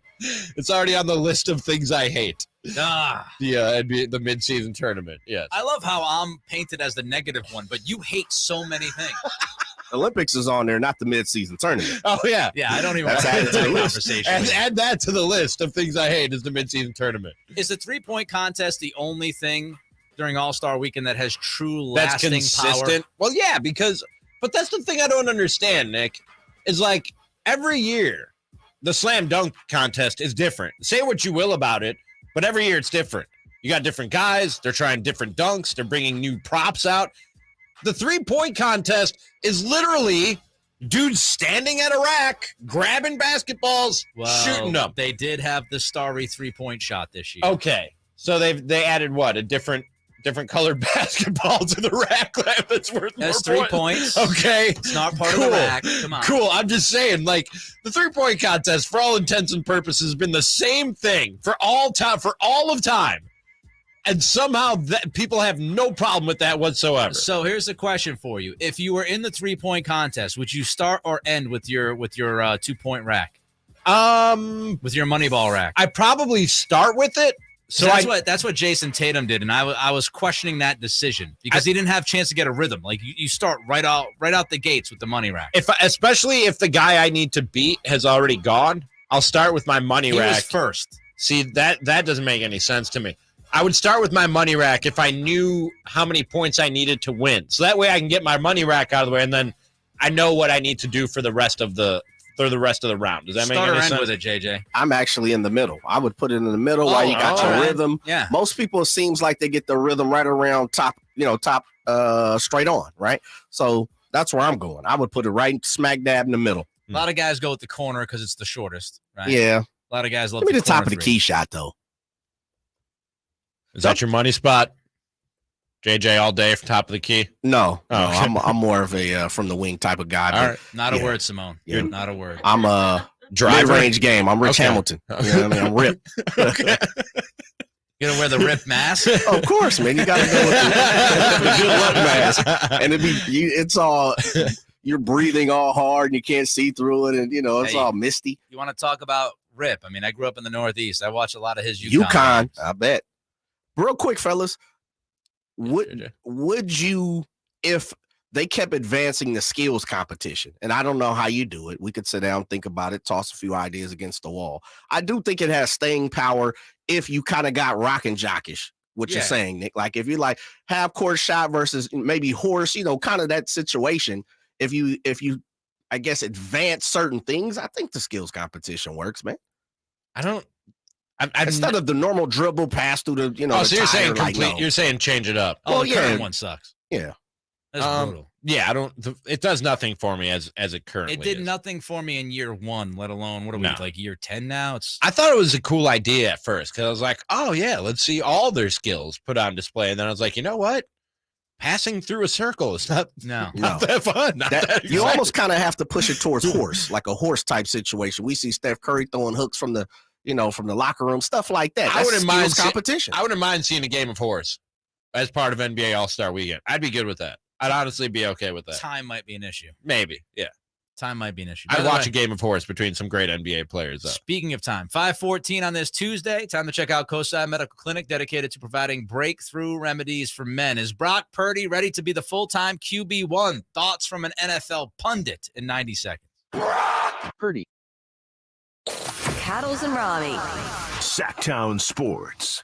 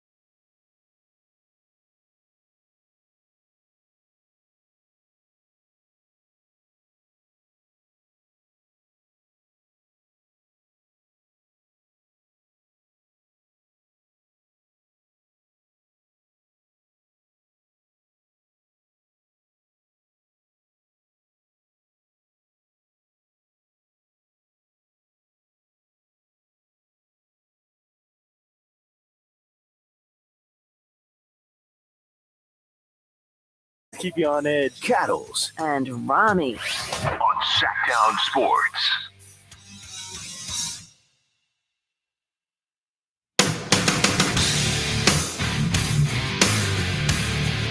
A lot of random topics we hit today. BCH, if I let you in traffic, at least give me a freaking courtesy wave. Yeah, those people drive me nuts. Mic check. I do believe in the courtesy wave. I think it's important. We are part of a society here, a civilization. Joe Jarose, digital leader.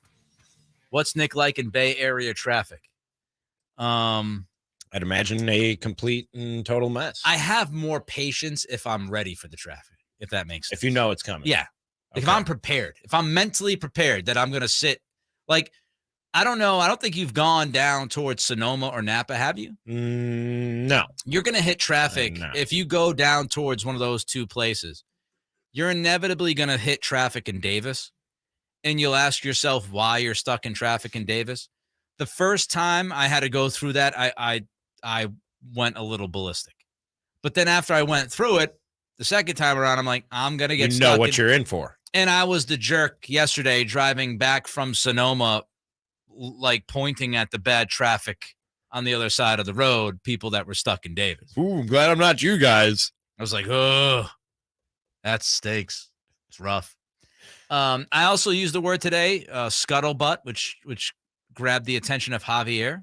Scuttlebutt. Have you not heard scuttlebutt before? I think he heard it. It's Pretty just common. It's for people above 80 years old for the most part. So I sound really aged when I People use not using scuttlebutt anymore. I don't use feel scuttlebutt. like it's a popular term. You feel like scuttlebutt's popular? I guess I use the buzz. I'll use the buzz more than scuttlebutt. The buzz. Yeah, that's what the buzz is. Sounds like a really bad morning show on radio. The sad part, there's some shows called The Buzz. It's The Buzz, with Nick and Ramie. 99.2 FM. And then we also talked about underwear. And Ernie Castillo said, "Yo, Cattles get dude perfect boxer briefs." Wearing a new pair of underwear today. Yeah. So I'll take that What was under the brand? advisement. I think it was Dude Perfect. Okay. Look into that. I will. Maybe I'll get an endorsement deal. Maybe. Is sales listening right now? Dude Perfect. Dude Perfect. Let's get to Brock Purdy here.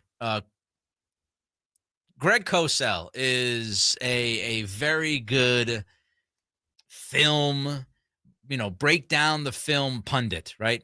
Evaluator, watching, breaking down plays and he worked for the NFL Films for a long time. He still might. He works for ESPN. He's got a bunch of jobs in football and breaking stuff down and talking about it. And Cosell was talking recently about Brock Purdy with Matt Mayoko. And I forget. Jennifer Lee Chan. There you go. Jennifer Lee Chan. Jennifer Lee Chan and Matt Mayoko have 49ers Talk for NBC Sports Bay Area. And Cosell was on with them, and here's what he had to say about Brock Purdy. So I'm not saying that he did not have a good year, and the story is phenomenal, but 6-7 games is not enough to decide that a guy is either bad, in some cases, or great. He's right. How dare somebody say that you can't make a snap judgment on something in 2023? He's 100% right. And I think this is what we forget in today's NFL, and especially when we talk about quarterbacks. Whoever's been the best quarterback in the NFL for the last 4 to 6 weeks is the greatest thing since sliced bread. And forget Aaron Rodgers, Tom Brady, Patrick Mahomes, anybody else. They're it. Whether it's Josh Allen or Lamar Jackson, whoever is the flavor of the month, like they're just the hottest thing and the best thing that's ever happened. And we do the same thing on the flip side of that coin, where a guy has a down stretch or even a down year, and we go, he's done. He's cooked. That guy's got nothing left. We haven't seen enough of Brock Purdy for anybody to, especially given the road to where he is now, Nick. We don't know. We have no idea what or who Brock Purdy is long term based on 6 games. 6 games is not even. He's a newborn in NFL terms. I was going to say he's an infant. He's not even that. He's a newborn in NFL QB terms. We don't know enough about Brock Purdy at this point. It's crazy to me that the Niners have had as much success as they've had with Kyle Shanahan and seemingly have never had an answer at quarterback. Like, you thought maybe it was Jimmy G, but he was very polarizing. The bloom was off the rose after a little bit with him, and you kind of knew who Jimmy G was and what he was as an NFL quarterback, i.e. he wasn't the guy. And for anybody who still wants to debate me on that, call Kyle Shanahan and John Lynch and debate them, because they made a dramatic, crazy trade to move up to the 3rd spot to draft a quarterback when Jimmy G was under contract for years. Yep. They told you he wasn't the guy. Obviously, the Trey Lance thing has not worked out. Now you got Brock Purdy. Brock Purdy's hurt. You don't really know if he's the answer. And we're walking into an offseason again, trying to figure out, A, what the Niners will do, even though we feel like we know what they will do, and B, if it's going to work. And it seemingly has not mattered. If Purdy doesn't get hurt against Philly, who knows what's going to happen. But this team has consistently made deep runs with Kyle Shanahan as its head coach, never having that answer. Think about it. Think about recent history. Think about the last 2 decades. How often does that happen? That you have a consistent contender who's never really had a quarterback who people said, oh, absolutely 100%, he's the guy. It's almost unprecedented. I can't think of one right now of not just like a 1-year pop-up contender. You know what I mean? a perennial contender, like a 4 or 5 year window where people are picking them to come out of the conference or to be in the or to win the Super Bowl, whatever the case might be, and you don't have a franchise quarterback who leads that charge and is the reason that people point to as that's why they're a perennial contender. You don't see this in the NFL. No. Like maybe the Ravens, the Ray Lewis era Ravens, where they didn't have a franchise quarterback, and for 4 or 5 years they were solidly And what's the link? in the Super Bowl discussion. And what's that link? Great defense. Intergalactic defense. Yep. That's the link. And so, I mean, you can look up and down. And we're not saying that anomalies don't happen. Of course they do. Nick Foles with Philly when Carson Wentz went down. I would even argue Eli Manning the couple of years. Peyton Manning who was playing with a neck that was shattered, and he had more interceptions than he had like touchdowns. He won a Super Bowl. Yeah, it happens. But the consistency of the same team being a contender year after year, never having that quarterback question fully solved and figured out is something you do not see in 2023. And on the one hand, you look at that and you go, man, what a job Kyle Shanahan and John Lynch have done to put this roster together, to constantly have this team ready to play and winning 10, 12 games a year. Like, what a job they've done to be in this position. And then the other part of you goes, that's borderline malpractice that they haven't just gotten the quarterback situation solved with as good as this roster is and put them over the top. It's unbelievable. And if you're looking at, Brock, again, the eye test told me that he was very uneven in the postseason. Maybe some would agree with that. I thought he was uneven. I thought he had a few passes here and there that you could say, oh, that stood out. I thought he also made a number of throws that made you kind of feel queasy every once in a while. And let's not forget how great CMC was. And, is he tied to the hip of having a running back like CMC who was just otherworldly when he was acquired by the Niners? And how long can you bet on that lasting? So it really is an intriguing team and roster to try to figure out what they're gonna do here over the next year, 2 years, 5 years at this point with the quarterback position. Speaking of the quarterback position, we'll have the latest on an available franchise quarterback coming up. Cattles and Ramie. Sactown Sports, the only place you'll find Malik Monk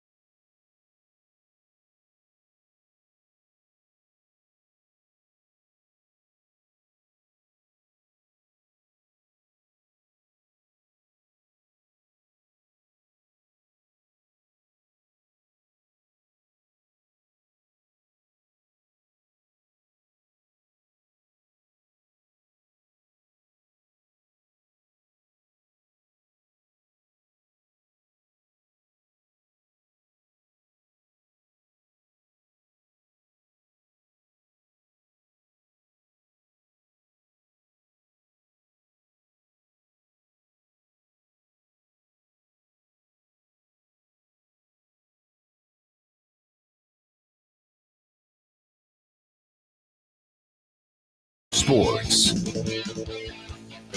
5:30 on a Tuesday. Time check brought to you by Coastside Medical Clinic, dedicated to providing breakthrough remedies for men. Ramie, I'm making an executive decision. Okay. I think when we ask for thumbs up moving forward, Yes. YouTube, we're just going to have Simone do that. Why? 'Cause people like her a lot more than they like me. And you don't want to do it. I'll do it.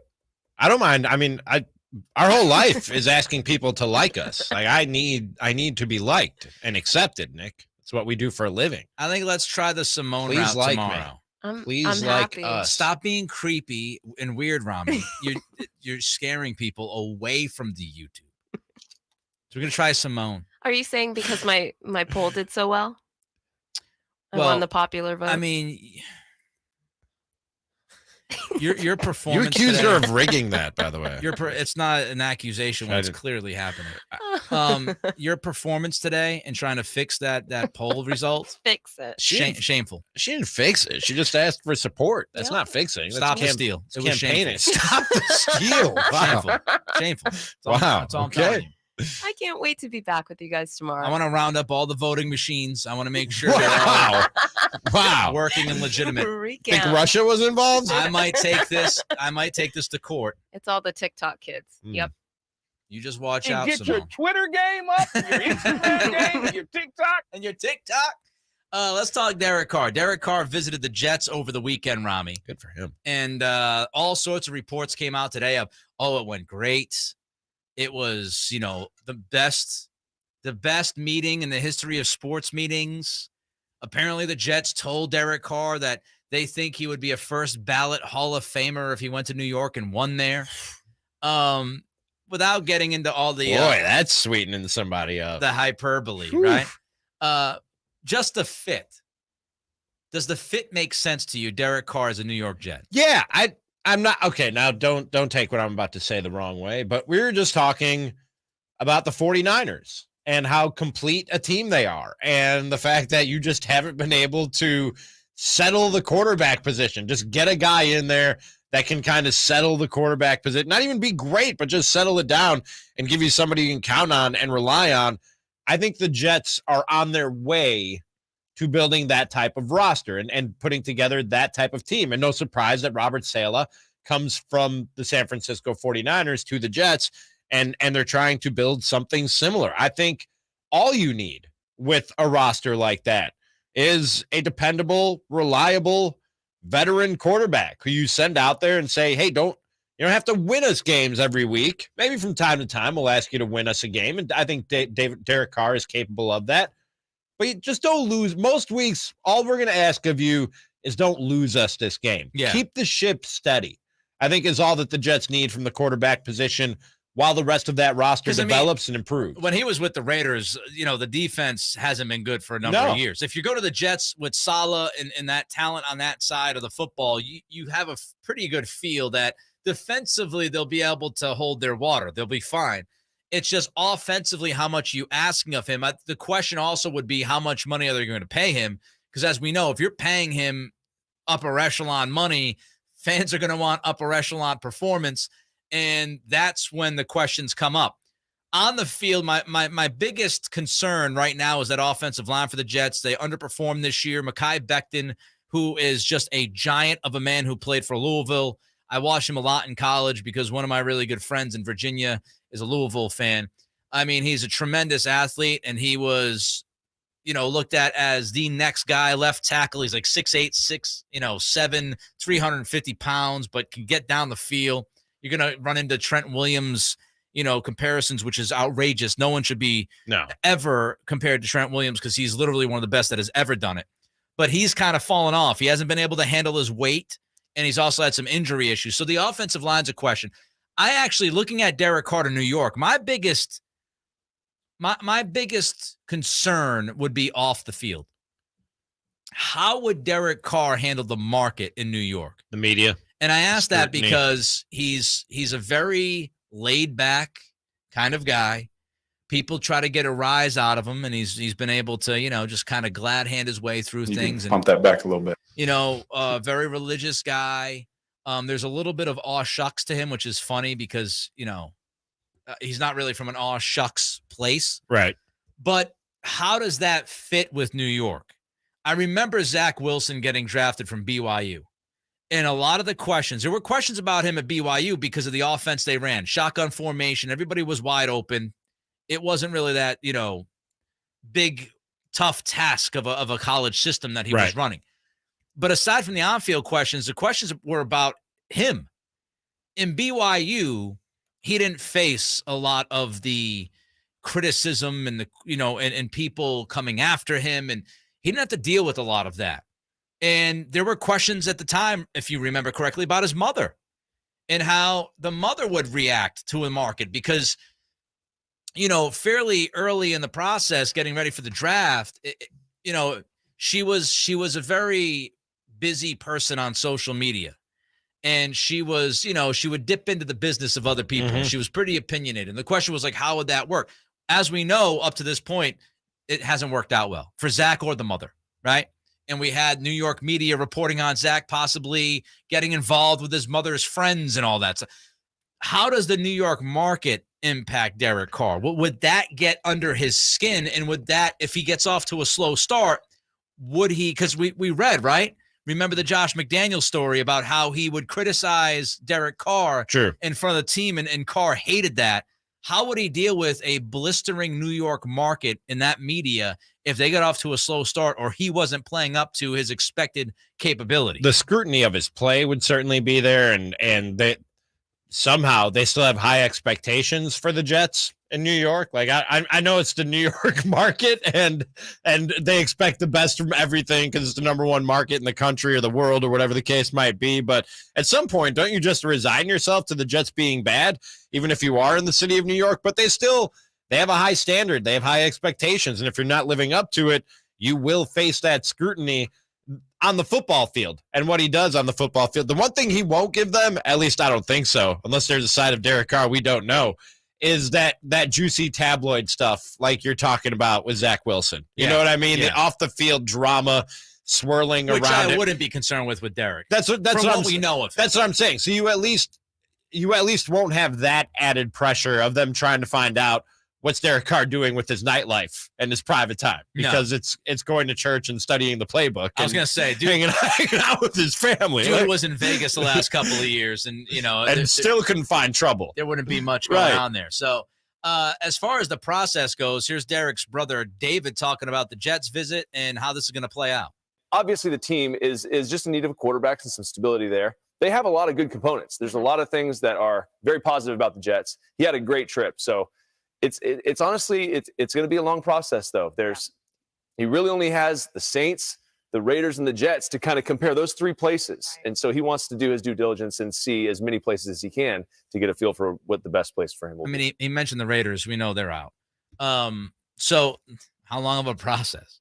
Sounds like he's choosing between two teams. You know how long the Saints and process? the Jets. I'll tell you how long the process. Right before free agency. However long Aaron Rodgers takes. Yeah. Because Derek Carr isn't stupid. He knows he's not the first chip, the first domino to fall in this thing.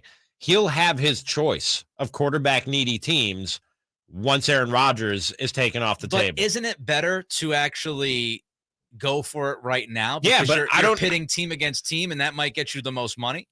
If I'm the Jets, I'm not pulling the trigger on signing Derek Carr until I know I can't get Aaron Rodgers. That's what I'm saying. There's probably a bunch of teams. So from the team in a holding pattern right now. Yeah, and Derek Carr knows that and knows that once Aaron Rodgers is off the market, he's the number one asset on the free agent market as far as quarterbacks go.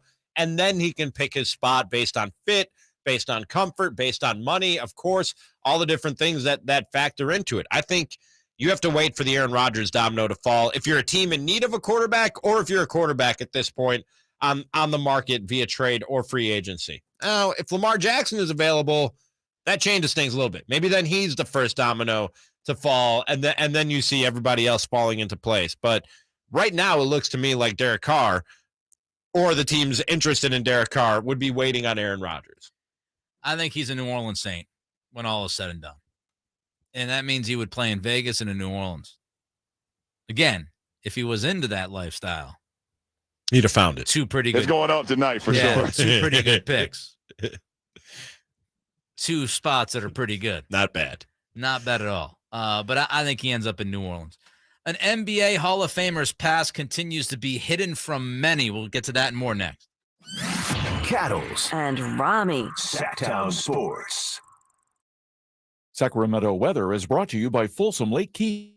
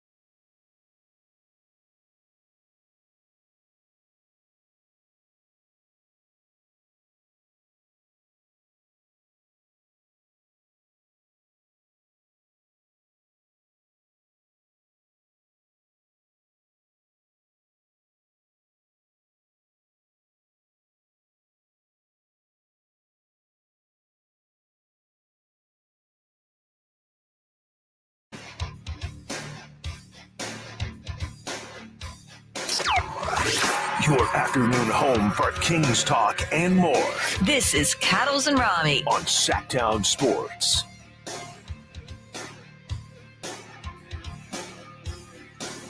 All guests come to you from the Folsom Lake Honda Hotline. Folsom Lake Honda, your one-stop Honda shop. Wrap things up here on a Tuesday. So if you were watching the All-Star game, you saw that Giannis went out there, one play, one dunk, and then out. And he had injured his wrist the final game of the pre-All-Star break, he kind of fell into the stanchion and banged it up. Looked like he jammed it.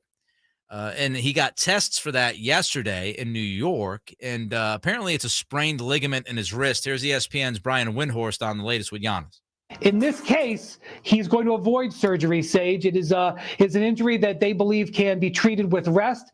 I do expect him to miss some time after the All-Star break ends. They have a big game on Sunday with the Phoenix Suns on ABC. I don't know if he's going to be ready for that. And it could be an injury that bothers him for a while, but he avoided anything major. And so in the grand scheme, the Bucks dodged what could have been a significant blow. That's really good news, and not just because I spent a lot of time in Milwaukee and took a liking to the Bucks and to Giannis. And is Giannis the most likable NBA player? I for my money, he is. I don't know what there is not to like Simone, about the guy. Is Giannis the most likable? Yes, but I do remember the ladder thing. I didn't like that. Oh, the ladder thing. Oh, that was he was literally doing what NBA players around the league do regularly. And who was it? Who was the player? Montrezl Harrell. Montrezl Harrell decided, nah, you're done shooting on our court. It's like Montrezl Harrell is a crazy person for that. And Giannis was just reacting to a crazy person. Right. I didn't have any problem with that whatsoever. Adorable. I love that social media thing that popped up with him being like, I can't be perfect and everything. I love that. I love the dude. I don't know what there is not to like about Giannis, to be quite JJ, honest. most likable?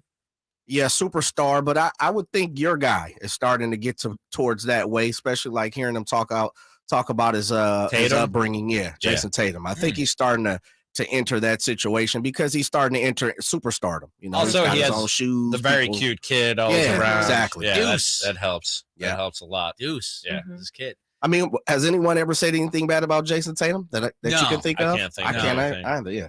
I mean, that goes back to college. Yeah, he's seems been like a really good squeaky dude. clean cat. Last time I was in Milwaukee, I bought a Giannis. Are you Catholic, Nick? Were you raised Catholic? Anybody here Catholic? Yes. You know what a prayer candle is? Yes. I bought a Giannis prayer From candle. the Northeast. A lot of us were raised bought a Giannis prayer candle. It's literally a candle with Giannis. Really? Dressed as a saint on it. And I thought, where's that candle at? I thought I was going to have to lie. It's specifically for if Giannis suffers a serious injury. I will light it. And Here's, I thought I might have to bust it out. Here's what I'll say about the injury. And this is going to be a sprint to the finish in the Eastern Conference. Yes. And I would want to be the number 1 seed if I were any of those top 3 seeds, because then you don't have to play 2 or 3 until the Eastern Conference Finals. That's huge. You want to stay away from Milwaukee, Philly, or Boston, whichever team you're talking about. You want to finish 1. So even if Giannis misses a couple of weeks, that literally could be the difference between you being the 1 seed and the 2 seed, For sure. which could come back and haunt you. Speaking of the All-Star festivities over the weekend, Karl Malone was celebrated because this game was in Utah, and he was, for example, one of the judges in the dunk contest. And dude, when I saw him sitting there, I was like, they didn't invite Karl Malone to this thing, did they? Because I don't know how many people know of Karl Malone's history. I thought it was pretty well documented by this point. I will tell you that he impregnated a 13-year-old. That part of it, I did not either. I just didn't remember it. I saw Bomani Jones brought that up on his show this week, and a lot of people were like, whoa. In 1983, and then 20-year-old Karl Malone impregnated his girlfriend, quote unquote, 13-year-old Gloria Bell. He was at Louisiana Tech playing basketball at the time.